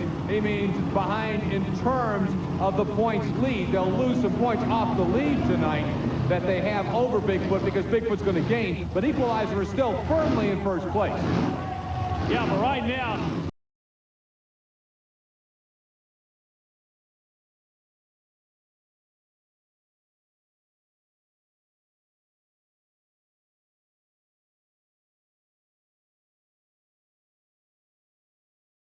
Thank you. Again, they'll be taking two fast losers, and Crusher had a good shot. Equalizer coming out. This is, of course, the truck that won the World Championship a year ago. The rookie driving it, Greg Holbrook, against Anthony Fortier and the Pony Express. Boy, Anthony is not a regular on the circuit. He picked one of the bad boys to go against. You know, there is a difference in a monster truck that's built specifically for racing as compared to a show monster truck, Scott. That just proved it right there. The Equalizer with an impressive run and a win over the Pony Express. Watching it again on the replay. Equalizer's on the right of your screen. Holbrook nice and straight off the first set, and man, looking good over the second set. Greg, what the track really looks slippery out there on the inside. Why'd you go the inside lane? It looks wetter than the outside lane. The cars are a lot better on the inside. I watched Gary Porter and Carolina Crusher run that time, and when we had the intermission, they filled in some dirt in the holes in the first set of cars. This side over here is just terrific tonight. Okay, Armin, coming out now, we're going to have an interesting matchup as USA won after earlier being disqualified on a qualifying lap into it because right now, nobody knows what's going to happen. You know, Army, sometimes I think some of the big guns, the Bigfoots, the USA ones, look over at the other lane and say, no problem, I got this guy covered. But everybody has seen Bigfoot have his problems, USA 1 have his problems, and tonight it truly is a wide open race. This could be the kind of a night where an upstart like a Rambo or somebody you don't expect can make it to the finals and maybe even take the whole thing. This is a classic example of the equalizing factor being Mother Nature, but the Equalizer team have figured it out. Now, why Sorick didn't run a bad run? We're looking at his time. He turned a good time. This kid out of Tennessee just will not be intimidated by anything. Gary Cook put a good truck under him. He's going to the next round. Absolutely. The victory goes to Greg Holbrook and the Equalizer Chevrolet. As we watch it again on the replay, keep in mind that for some reason, while the other big gun trucks are having their problems, Equalizer is shooting straight as an arrow. Here's Holbrook with Arnold. Greg Holbrook, I think we're talking slick out there tonight. Yeah, it's drying up. Some more trucks run over, tell them to dry out. The first set of cars on the left side throwing you over to the left because of the track being slanted. We've been coming compensate for that. It's been working real good. So the Equalizer looking strong at West Lebanon. Now, a guy who didn't look strong in that last run, Dave Wysorek, ended up sideways. Well, you can see him wipe the brow. You know, they're lucky to even be able to race tonight. We had some upsets in the first couple of rounds, but look in the final four. You got four of the biggest guns going. Equalizer, USA 1, Carolina Crusher, and the Auto Value King Crunch. Well, two of the trucks have had that second chance. That's the Carolina Crusher and the USA 1. They do not, I repeat, do not want to make that second mistake. If they do this time, they're going into the box just like Bigfoot. But look who comes out now. You talk about a dream race for the Chevrolet people. Equalizer and USA 1. The kid out of Tennessee's got USA 1 covered. Wilkie never tried to come back on him. Scott, do you believe that? I want to see the replay. Army looks a little squirrely again. He can't seem to keep that truck straight on this track. The right lane, like skipping a rock when you were a kid on a pond. If it goes straight, it goes straight. If you get a little bit of trouble, that's it. Equalizer with the victory over USA 1. We're going to get a look at the replay, and you'll see exactly what Army was talking about in terms of that lane. Wilkie just gets a little bit off, and there's no correcting it, apparently, once you're in trouble on that lane. Now, once you try to steer back, it kills horsepower. The guy that goes straight goes to the final will be the blue truck, Scott. That's the Equalizer. Here's Greg Holbrook with Army. Greg, right now, everything's looking good. You're going to the final, but I noticed Steve Wilkie is still working the crowd. What's with this guy? I don't know. He's always real good with the crowd. He's a real good person to work with. Our truck's working real good in this lane tonight, and I believe he's going to see Equalizer win in the finals. You talk about working the crowd. Wilkie did have them all 10 USA 1, but the winner is the Equalizer truck, and now Wilkie is headed back toward the pit area. Chris Chapman will probably get a word with him in a second, but let's take another look at the replay, Army, between this race, because certainly we focused on USA 1's problems, but this is an outstanding shot by the Equalizer. You know, this is a battle of two different philosophies. Look how quiet and reserved Holbrook is. On the other side of the coin, you got a USA 1 driver that pounds nails with his fist to get pumped up, but they both go head-to-head. Talking about him, you're talking about Steve Wilkie. As we look at Greg Holbrook, Chris has tracked down Steve Wilkie and is going to get a chance to talk to the driver of USA 1. Between the Carolina Crusher and the Equalizer. Gary Porter's Carolina Crusher, the champion of the old guard, if you will. The old Leaf Spring design out of Wadesboro, North Carolina, taking on one of the new state-of-the-art style trucks. That, of course, being the coil-over setup that the Equalizer runs out of Tennessee. Gary Cook's truck, driven by Greg Holbrook. Army, when we went to the break, you picked Carolina Crusher over the Equalizer. Now, over the last couple of years, Equalizer has had Crusher's number, so why did you make the pick like that? Okay, there were two things in the favor of the Carolina Crusher. Number one, he's got lane choice, and he's got quick qualifying time. That's number two. The only advantage that the Equalizer has is this kid doesn't know any better. He's going to drive that truck right out the back door in order to win it. It could be a toss-up, but the lane is what makes me want to go toward the yellow truck. As you're watching the run of the Equalizer here in the final, remember, if Greg Holbrook can come off the first set of cars and then start up the second set in good, straight shape, he may win. Yeah, but this camera angle shows you how wet this lane's getting now, so my lane choice may go out the window right here. Here we go, the Monster Smash final. Well, whoa-oh. Equalizer gets the victory. He didn't know he wasn't supposed to win that race. That kid drove a beautiful race. Congratulations to him and Gary Cook. That was great. No one handled that lane any better tonight than the rookie just did. Watch Greg Holbrook in the Equalizer go straight as an arrow as Army Armstrong talks to your winner, Greg Holbrook, who helps himself greatly in the world point standing. Greg, I noticed when he came in, he gave a thumbs up to the guy you just beat. It's kind of good running against a guy like that. You know, is this going to be a good race? Yeah, Gary's always a good run. Me and him run together a lot. And it's tough every time you run him. I got stuck up there in the right lane that run because he had the fastest qualifier. I had to give her all she had. You knew he was going to do that to you, though, going into this thing. Yeah, I knew that. We was up there looking at it before I had to run, trying to pick out a line to run. Obviously, he picked out the right line and pads his points lead. Remember, Bigfoot was beaten early by Thunder Chicken, so Equalizer now has a 46-point lead. But look at Gary Porter's Carolina Crusher. Still very much. Our interviews to see if they can pick up little hints, and Porter just told them a whole lot about that right lane. Equalizer's coming up next.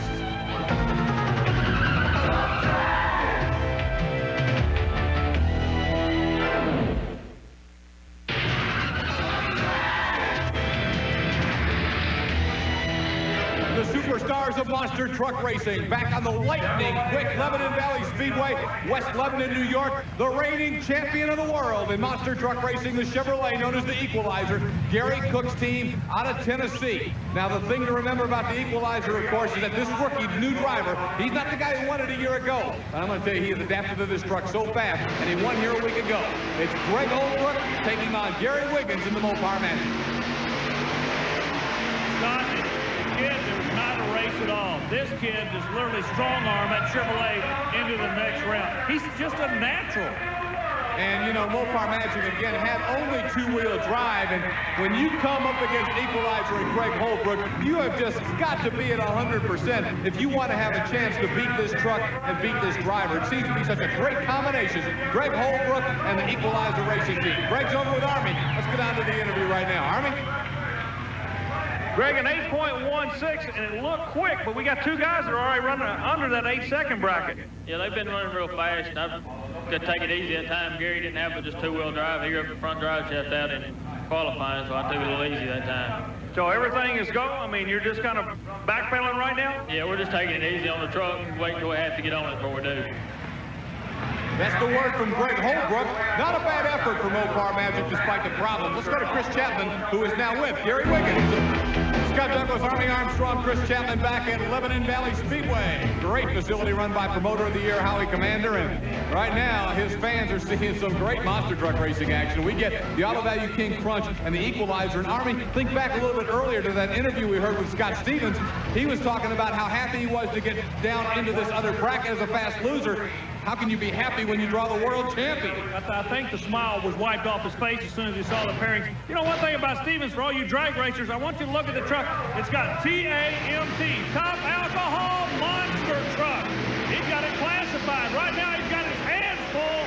Oh, but he comes back. Scott, do you believe that? What happened, Army, on the second set? I thought Equalizer had him covered. Oh, he did. There had to be, I say, there had to be some kind of a transmission problem or something, but Scott Stevens came back like a bad dream to pull that one off. Sometimes I feel like Scott Stevens, when he thinks he's beat, immediately backs off to save the equipment. He never gave up here. No, he had a handle on it. I think we're going to find out. Let us work our way over. But Chris and I are going to find out what happened to that right lane to that Equalizer. Boy, Bigfoot's going to gain a bunch on the Equalizer in the World Championship points race as a result of this. Army is caught up with the winner, Scott Stevens, after a big upset over the Equalizer. That's one on the line, but on the big end we were there, and that's all that matters. Thank you. Let's find out what happened to the Equalizer. Chris Chapman is caught up with Greg Holbrook. Greg, it looked like that you had him off the line and then lost it at the end. Yeah, it wouldn't go in the third gear. I put it up and drive, and it just wouldn't shift in the third. So there were some problems with the Equalizer. Yeah, the transmission must be going out again on us. Well, Army, welcome back to Tough Tracks. I'm Scott Douglas, Army Armstrong, alongside in the broadcast booth, Chris Chapman reporting from the pits, and we'll be checking in later with Mike Goss, who's trackside, to talk to all the drivers after their runs tonight on the TNT Monster Truck Challenge. In Stafford Spring, Connecticut, we're about to go into first round competition, but Army thought we'd take a look at one more qualifying highlight, Bigfoot 8 and Equalizer, and this is kind of a, you know, it's not a race, not an elimination race, but it is one where they can feel each other out. Believe me, neither one wanted a little look at Brad. Comes out, pulls the trigger out of the left lane. The truck looks pretty good for him, but they're still having a problem. I've got a theory on what their problem is with that truck. I'm going to explain to you a little bit later. But the chassis is what we call unloading on the truck when it lands. Okay? The chassis is all tightened up when it's in gear. Andy's, when he leaves the line, it's just straight as an arrow. But as soon as he backs on the throttle when it lands in this situation, because they haven't called the first round up yet, they're going to put that Bigfoot Outlaw matchup at the bottom of the bracket to let him have time to try and fix it. Well, basically, the pairing's going to stay the same. It's an option that both drivers agree on to try to help the other guy out. But we got a new truck coming out. Really, we've seen the truck in the far lane before, but it's got a new dress on it. This is Dave Wysori's old nightlight truck. But it's now called the Paint Crusher. Ron Payne is the driver. He's out of Ruckersville, Virginia. But look at who he's got to take on, the Equalizer. Boy, Holbrook looking smooth and silk in the left lane. Motors right on through. He'll walk over into the next round. Greg Holbrook and the Equalizer taking the victory in the maiden voyage of the Paint Crusher on the TNT Monster Truck Challenge. As we watch it again, Equalizer looking smooth, may meet Bigfoot in the quarterfinals, so it could be an early point showdown tonight. You know, it's kind of interesting. Already we're starting to look down the bracket, and when these two blue trucks just might get together, so are the people of Stafford Springs. They know about this points chase, but this guy because Bigfoot lost in the first round, despite the fact that he gets to come back, and Equalizer won, Equalizer gains 2 more points. What's it all mean? At this moment, Equalizer leads Bigfoot by 16 points in the battle for the World Championship, but now they go head-to-head. Well, really what it all means is the Blues boys are going at it one more time. Kick back and watch. Whoa, Holbrook's impressive, Scott. Looky here. Bigfoot is just having all kinds of problems with this race course. Equalizer gets the win, and at least for the moment, the points difference right now is what it started tonight. Equalizer by 18. Yeah, but the Equalizer still has another round he can go through, right? So he can stretch the point out. And I'm amazed that Holbrook literally had this thing covered from the get-go. Wow, great run for the Equalizer, but again, Bigfoot with big problems in between the cars. Mike Goss is down right now with driver Greg Holbrook of the Equalizer.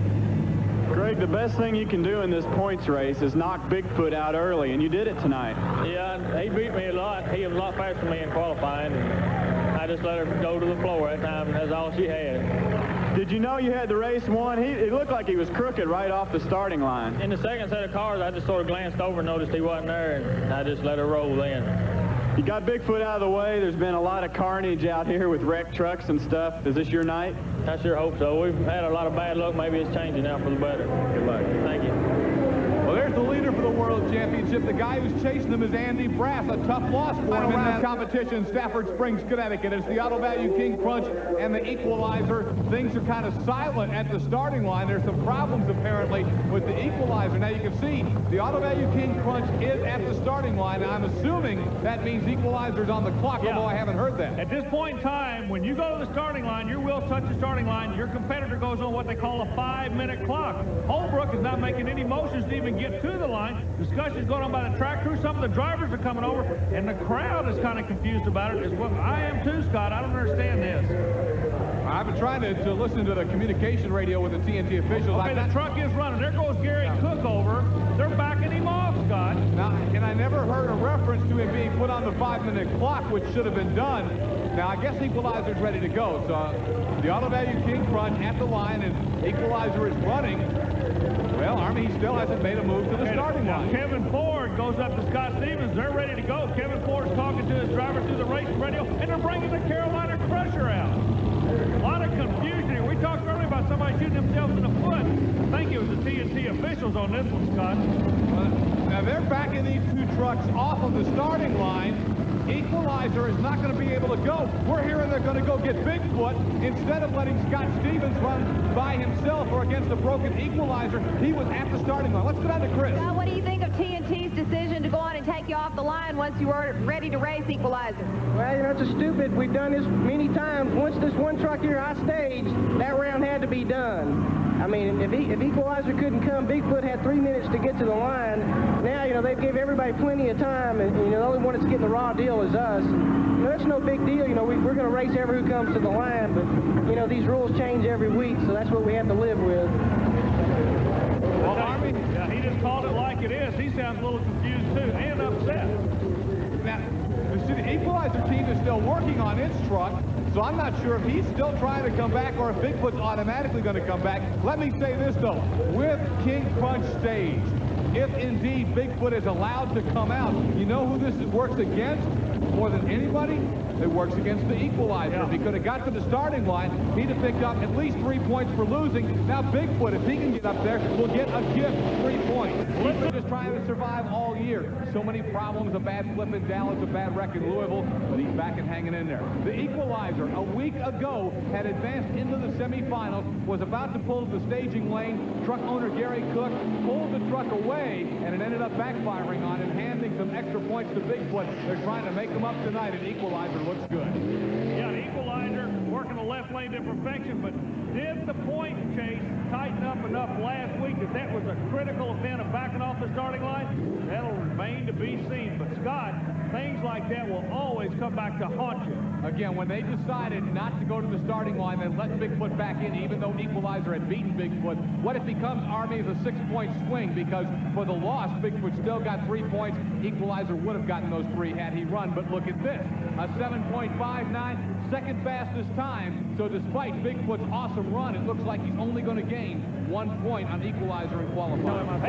Who's coming out now? Oh, New York going against Tennessee. Tell us about it, Scott. The world champion Equalizer against the Buffalo Tremor. There you see the graphic. Equalizer has dominated this head-to-head matchup, but let's be fair to the Buffalo Tremor. Equalizer has dominated most of his head-to-head matchups in his career, racing in 2 years of TNT Monster Truck action. Yeah, but this kid out of New York, you can't get him out. The Equalizer knows it. He's both pushing over. Equalizer. Look how smooth that goes. Boy, he really got a lot of air on the back end. I say smooth. It would scare you and I to Jeff to drive the truck. Nah, it's just another day at the office, right, kid? The Buffalo Tremor ends up coming a little bit short in his bid to upset the Equalizer. Greg Holbrook, the rookie driver. Well, we can't even call him a rookie anymore. So many races under his belt in the truck that won the World Championship a year ago. Boy, look at the air under there. He really got up a great run and nose dives at the end, but everything looks like it's intact for the Equalizer and Greg Holbrook. Another look here. Again, notice how the truck lands. It's they're trying to fly all 14 of the jump cars is what they're trying to do. There's a little bit of hole in the 14 cars. You can fly over it, you're going to be a player. Greg Holbrook's your winner. Greg, really your three biggest foes, Bigfoot, Crusher, and King Crunch, are all in the top bracket. You've got to be feeling pretty good. You know, if you get second in qualifying, it knocks you down in the lower bracket, and you get some slower runners, so that's a break for me. Tell us about this last set of cars. That was a rough ride. Yeah, when I landed, my back tires landed on the cars and front tires on the ram, and it just kicked my back end up, and you just got to get in the gas real hard to get it back down on the ground then. Bigfoot's clearing all those cars. Have you got a chance against him? Yeah, I ain't running wide open yet. It's just it's just early. Okay, good luck. Thank you. Mike Goss was asking. Way luck at him, no. Well, good luck, and I hope everything works out with Nightlife. Thanks. I'm going to tell you, there's a fellow by the name of Bennett Clark who's saying, why is everybody already talking about Equalizer in the semifinals? He's still got to beat me being the Clydesdale. Yeah, well, the Equalizer, I guarantee, is not going to have a walkover the next round. Bennett Clark will drive you hard. He's going to push him, but Equalizer will go to that next round. Too much truck and too much driver from Tennessee. The Equalizer trying to win a second straight world championship, recording a victory. The Equalizer, we'll see on the replay, just was able to establish control off the first set and really dominated over the second set of cars. You got to remember, every round you advance, you pick up points. And when this blue truck gets points, there's another blue truck that goes under pressure. Each round is important at this point in time in the chase. Both of those blue trucks, Equalizer and Bigfoot, are in the semifinals. As Bigfoot, Equalizer, No Problem, and Buffalo Tremor are still alive. Here's the way that it's going to... A win here by the Equalizer would be very big in the season point standing. It would be very big in the point standing because remember, last week a tactical error could have been made by the Equalizer team. That'll remain to be seen as the year winds down. But right now, the business is hand. The kid out of New York knows he's got to fly all the way over the far lane if he's going to beat the Equalizer. Not going to do it. He has to backpedal a half track. Holbrook, boy, it gets rough at the end. That's why this is a young man's sport, Scott. You're right. Buffalo Tremor looked a lot like Bigfoot coming off that first set of cars. Obviously, that right lane is not the place to be right now. Maybe the water is playing havoc with these guys. You know, they watered the track evenly, but that doesn't mean each lane has taken the water equally. And indeed, again, just like Bigfoot, Buffalo Tremor got completely squirrely in that area between the two sets of cars. The Equalizer gets the victory, and now Greg Holbrook has already added some points on Bigfoot. He can really take a big step toward a possible world championship by taking the Monster Smash final. He'll have that opportunity, but I'll tell you, No Problem may be on a roll. Can he pull off one more big upset? You're about to find out. From Lafayette, Tennessee, left of your screen, there he is. John Moore, the giant killer tonight, the No Problem Ford, has already upset Bigfoot, upset the Auto Value King Crunch, and upset USA 1. He'll take on the defending world champion from Springfield, Tennessee, the Equalizer, and Greg Holbrook. It's an all-volunteer state showdown in Connecticut. Moore's in the lane he wants to be in. Holbrook's exactly where he wants to be. Time to lay the cards on the table. Who takes the win? The light goes green. Showtime.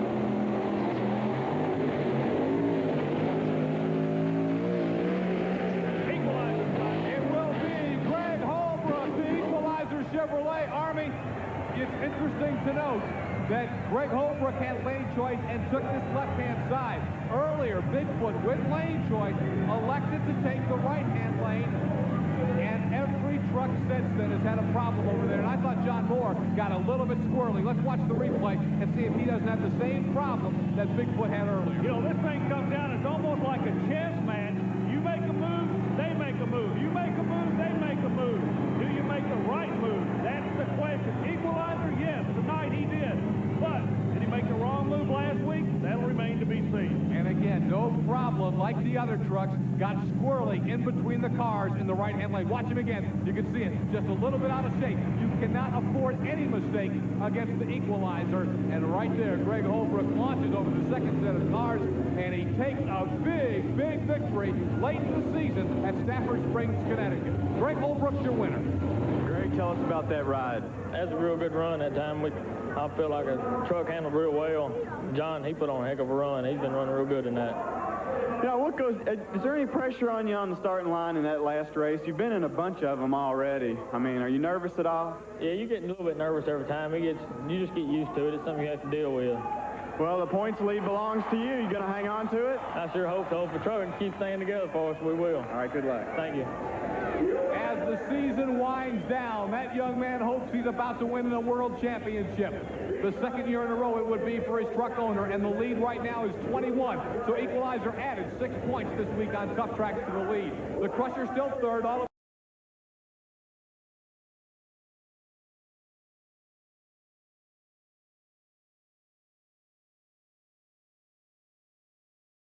2 years ago, USA won and Bigfoot came down to the wire. USA won it here at Louisville, Kentucky's Freedom Hall.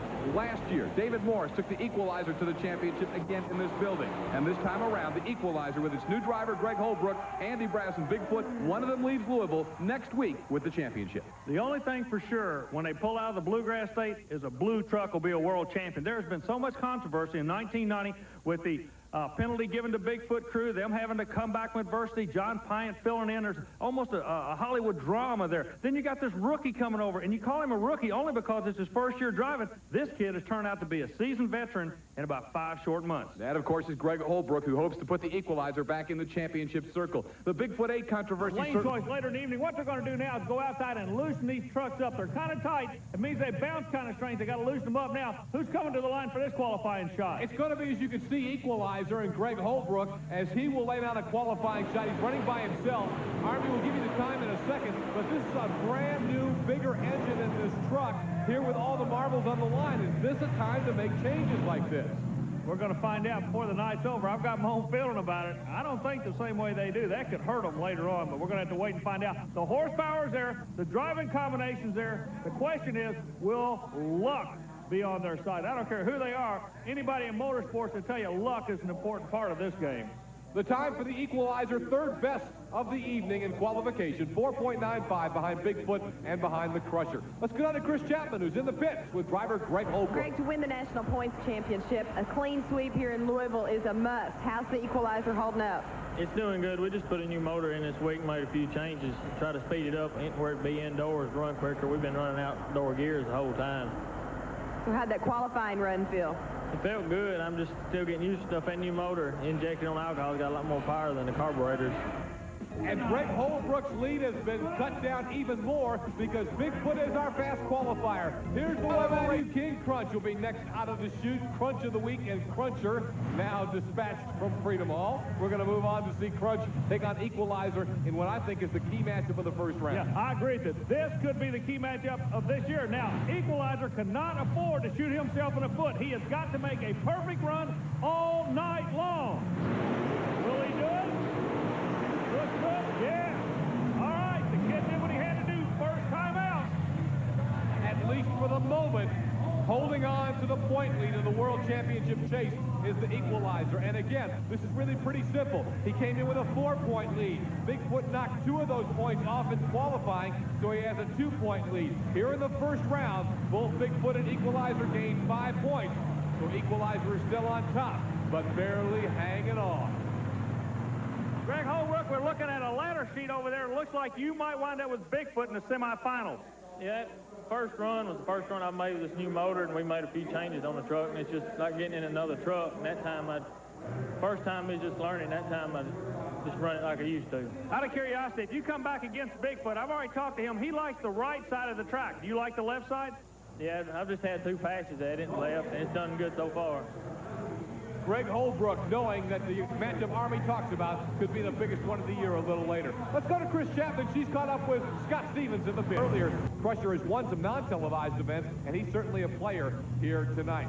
Looking back at the run between Equalizer and the Auto Value King Crunch, this could be the key run in the World Championship race. Equalizer won it, yes, but it appears he damaged the truck on that run. Let's go to pit road where Chris Chapman's on top of the story. Greg, what appears to be the problem? It just got hot, and the starter got hot and won't start. We're going to have to turn the timing back a little bit to get it to start. Knows what lies in front of him. A probable meeting with Equalizer in the semifinals. And while no certain race is for the World Championship, this is going to be as close as you come. But first, Equalizer's got to get by the Buffalo Tremor and John Kwasniewski. He should win it, but hey, stranger things have happened. Look what lane he's in. Left lane. That's where I kind of thought he would go. Bigfoot is the guy showing a lot of confidence because he's dancing around out here. And every time he does something, he knows that Holbrook is aware of it. It might be a mind game, but right now, Holbrook's got to get past the New York shimmy. He does. Look at the bounces. Equalizer with some weird bounces, but Tremor was all over the place. And the points lead stays identical. The dream race might be coming up. It will be coming up in the next round, Scott. It's this simple. The winner of the semifinal round will be the points leader. When Bigfoot and Equalizer hook up here a little bit later, it has come down to that. It is that close. Wow. Army Armstrong is standing by with Greg Holbrook. All right, Greg. If there was ever a time to bring out the heavy artillery, it'll be in the next round. You and Andy Brass, this is going to be the one. I'm ready for him, Army. We got the truck dialed in. It's ready to go now. He's going to be happy in the right lane. You're going to be happy in the left lane. Everything's 100%. No excuses. That's right. We've been to see who's the top dog tonight. We'll be right back with more quarterfinals, and then Bigfoot and Equalizer. Then there's another week of racing, but certainly the winner right here in the semifinals is going to take a major step toward the World Championship. Bigfoot and Equalizer. Equalizer comes into this race with a 2-point lead, so the winner of this race will take the season points lead. Chris talked a little earlier with Greg Holbrook. Greg, this run in the semifinal run is a biggie. It's between you and Bigfoot, and it could decide the world title. Yeah, it's going to be a real close race, but you're just going to have to pretend like just any other body else out there run your own race. Let him do what he wants to. He might mess up. That's the word from Equalizer's Greg Holbrook. Also in the pits a few moments ago, Chris took a moment to talk with Andy Brass, the driver of Bigfoot, about what certainly will be the biggest race so far in his monster truck racing career. Andy Brass, this could be very well the biggest race of your life. It's between you and Equalizer, and it's a quest for that national points title. Yes, it is. You know, the Acclaim Ford's been running real well for us tonight. We're kind of watching the track, and Greg's been doing real well with his truck tonight, you know. We're watching, you know, I'm trying to run the truck hard, but not run it hard enough to where I'm going to break it or anything. You know, we got one more race. It's two races, and both of them is big points. We're figuring maybe we can just lay low a little bit with the truck, save it, make 2 good shows instead of 1 killer show, and collect more points that way. We're just, like I say, we're just kind of playing the odds right now, watching how everything goes, and, you know, we're trying to watch Equalizer and just going to run hard enough to beat him. Army, what's going on with lane choice now? I don't know. Bigfoot pushes the Equalizer the other lane. Equalizer not going to make the run. Bigfoot, Andy Brass said he wasn't going to make a run hard. I didn't buy it one bit. That's one of the strongest runs of the night. But what happened to the Equalizer is a question. 2 questions. First off, we're going to find out what's wrong with the Equalizer, but the other question, mind games from Andy Brass. He forced Equalizer into the lane he had not run in tonight. I don't believe that the truck not running is a result of that, but he made this rookie think for a minute. Andy Brass has been holding the hot hand all night long. He's been playing mind games, and he's a new national points leader. He is, and that may be the biggest race in his quest for the World Championship. Army is trackside with Andy Brass. You might want to stay down at that part of the track. We're hearing that Equalizer thinks the kill box malfunctioned. Okay, we're keeping an eye on the crews going over. They're going to look at the kill box. Now, this is a safety feature. We're going to look for lights. A green light means everything's okay. A red light means there is a malfunction. TNT personnel is checking it out. Scott, I don't know. And Mike Speller is the head tech man. He is down there looking into things right now. I don't know if we can hear any of the conversation. Let's listen. A lot of discussion going on with the track crew. Can't do anything about it. Well, right there you heard Mike Speller say he could not do anything about it. And indeed, the win will stand for Bigfoot. Chris is caught up with Gary Cook. Chris? I ain't never been mad at anybody beating me. That's part of the game. They beat me, fine. We'll come back and race again. But when the so-called safety equipment kills us, this is the second time it's happened to us in a major race. And you might say it cost us the point race. Nothing because of any fault of ours. The last time they said it was our truck, we replaced everything in the truck, come back to race again, and now it's done it again, and they say, no, it's our equipment. What would you like to see done about this? I think they ought to rerun it. If he beat us, fine, but I think they ought to rerun it. Have you approached TNT officials about this?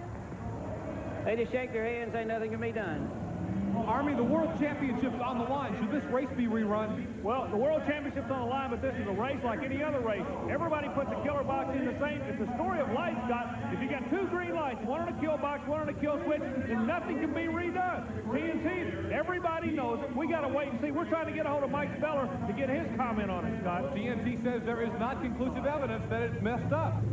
Greg, I don't know if our television cameras picked up your face when you came to the end of that track earlier, but you were hot. You were saying some things to Mike Speller. What went wrong? That's twice. Their killer boxes sorted out and killed me on the line this year.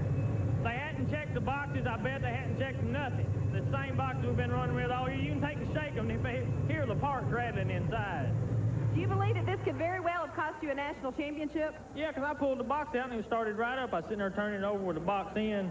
It wouldn't start. Pulled the box out, hit it, and it started right up. Have you addressed this with TNT officials before? This is the second time, and I've talked about it in between races with them. What would you like to see done? Let's just talk about next year. They're going to have to come up with some better boxes or keep those checked between every run, whether or not they're right. Some very bad luck for you, and I'm sorry, Greg. Okay, thank you. Greg Holbrook, normally very soft-spoken. I don't think I've ever seen him talk that much. Obviously, it shows how upset he is about the situation in the Army. I'm not sure. They were robbed because of a killer radio box. With more on that story, here's Chris Chapman and team owner Gary Cook. Thanks, Scott. The kill box may have been the culprit in last week's semifinal action. Gary, what do you think happened? Well, when he came over the hill, the kill box killed the truck completely and, of course, put us out of competition. The truck would not restart. When he took the kill box out, the truck would start up and drive on off of the track. So I feel like, you know, we should have been allowed to rerun the run, because that's the second time the kill radio has put us out of competition. And needless to say, that causes some hard feelings. What do you think that did to you in the points race? Well, it pretty well put us in a bind points-wise. You know, in this race with Foot, it's very close, and we're going to have to come back tonight and go flat out. Speaking of tonight, do you think it's going to get down to you and Bigfoot again in the semifinal finals? Well, it probably will if we don't have any mechanical malfunctions. What kind of approach are you going to have? Are you going to go all out? Just go flat out, running. We got nothing to lose. The last race, we're just going to give it everything it's got. Win it or break it.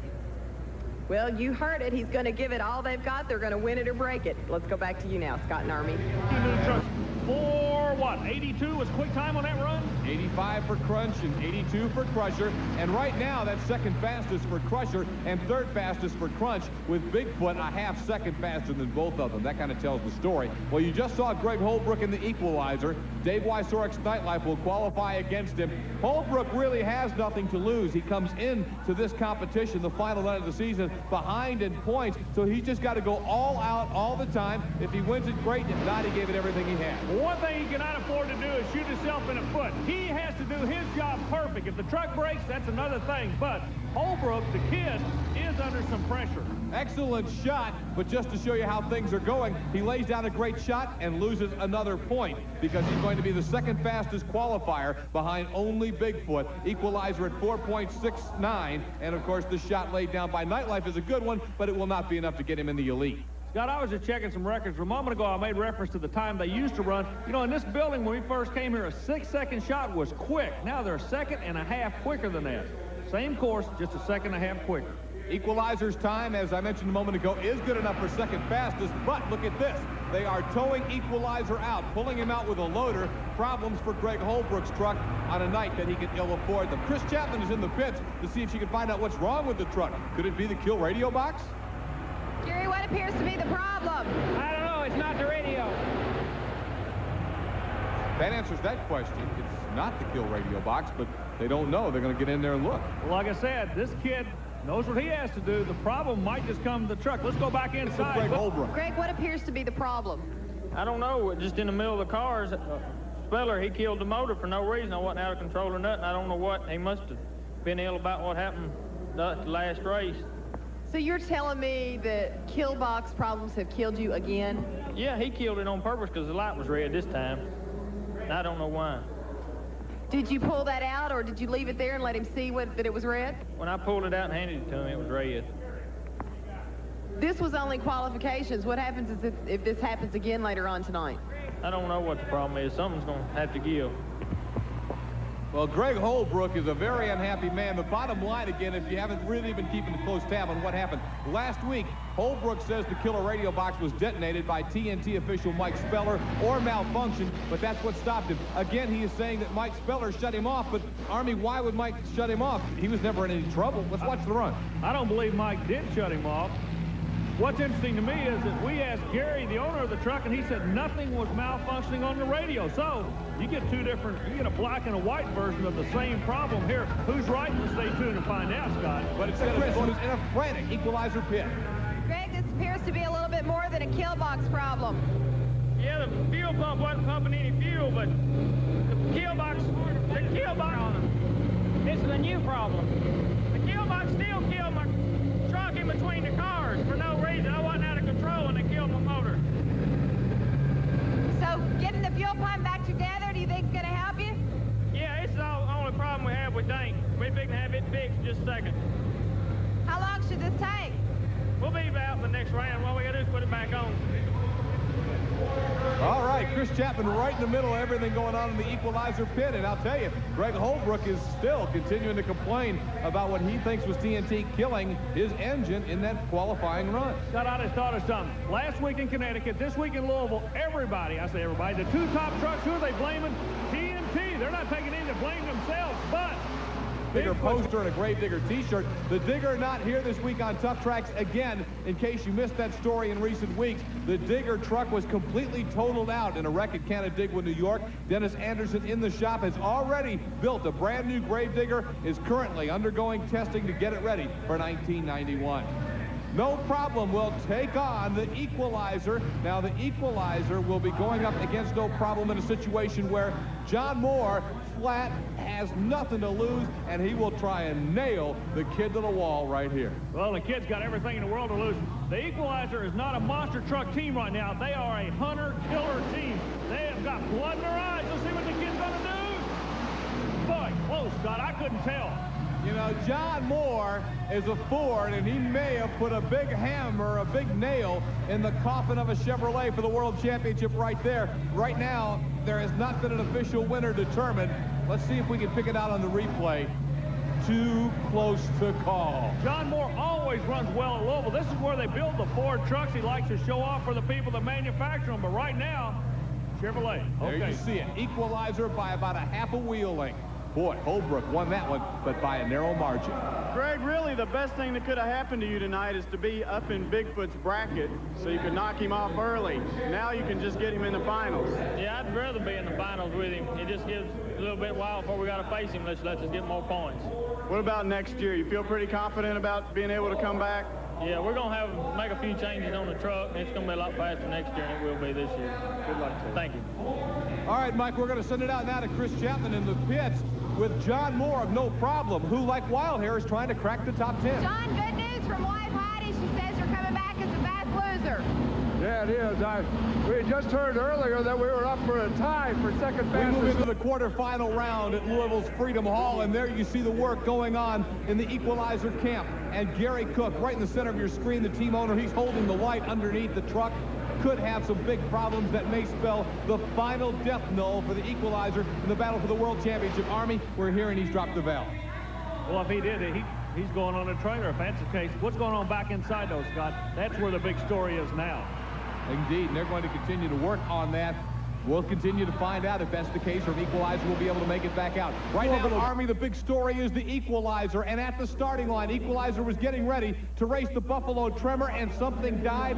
It can't get it fired back up. Scott, the word we're getting, he did drop a valve. They're trying to just nurse it through. Points are so important, but he is on the proverbial clock all year long. We've heard about the clock. You've got so much time to get to the line, so much time to run. Well, every 60 seconds takes a minute away from his World Championship hopes right now. You can cut the drama in this building. Look at this. Richie Schaefer, they're watching him. They're going to give him every opportunity. We're down to 2 minutes now. Scott, I don't believe he's going to make it. I believe that Bigfoot is going to win the World Championship with the Equalizer sitting dead in the water.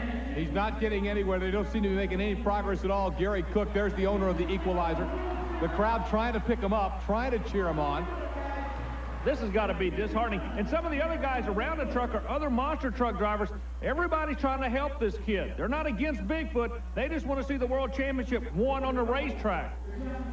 Boy, Gary Cook is just feverishly working, but he's down inside the final minute, and the clock is ticking away on any chance of defending the World Championship for the Equalizer. He had hoped to get it down to one race head-to-head with Bigfoot. It doesn't look like he's going to make it there. Scott, in this sport, there has been 3 world champions after tonight. USA won it the first year. This truck won it the second year. He could have been the only truck to be 2 times the world champion. He's not going to do it. A blue truck will be the world champion, but what will be the name of that blue truck? And that's almost like a surrender. You see it there from Gary Cook. He throws his hands up in the air, stick a fork in the Equalizer. He is done for this night, and it's going to be Bigfoot winning the world championship. Kind of by default, although take nothing away from Andy Brash. He's going all out, but Andy knows he's got it wrapped up now because Equalizer is done for the night. Army, though, as he's towed off, what more can you say about the job this team has done this year? Going through all the disarray earlier in the year when David Morris quit the team in disgust, Gary Cook took a gamble. He went out, he plucked a kid out who had never driven a monster truck before, and they came within a hair of successfully defending the world title. You know, this is almost like the day after Christmas. We've been chasing all over America all year long. Millions of people have watched these guys race. It just seems almost unfair that the World Championship should be decided by a truck that will not run. Boy, you're so right, but in fairness to Bigfoot, he's won it on the track, and in fairness to the Equalizer, they gave it everything they had. And, you know, Gary Cook doesn't have the money of some of the operations out there, doesn't have some of the high-tech going for him, but he just knows how to get in there and build a truck that goes fast. And I'll tell you, I just got to salute him on another great year. Yeah, well, let's go back to racing. That's what this is the site for the crowning of the world champion in TNT monster truck racing. And that man does not get to wear the crown, but he's got no reason to be dejected. Greg Holbrook gave it everything he had. Let's go to Equalizer owner Gary Cook with Chris Chapman. Gary, luck just wasn't on your side tonight.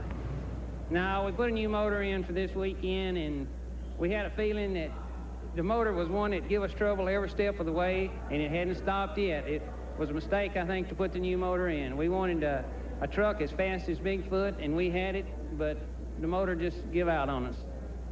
How does that make you feel as the owner of the defending world champion truck to know that it's just not going to be this year? Rotten. Just plain rotten. You know, world champs, and we can't even finish the year running. You know, we final race and we wind up broke. You know, it's about as disheartening as can get. One bright note, next year. Oh, we'll be back. We'll be back.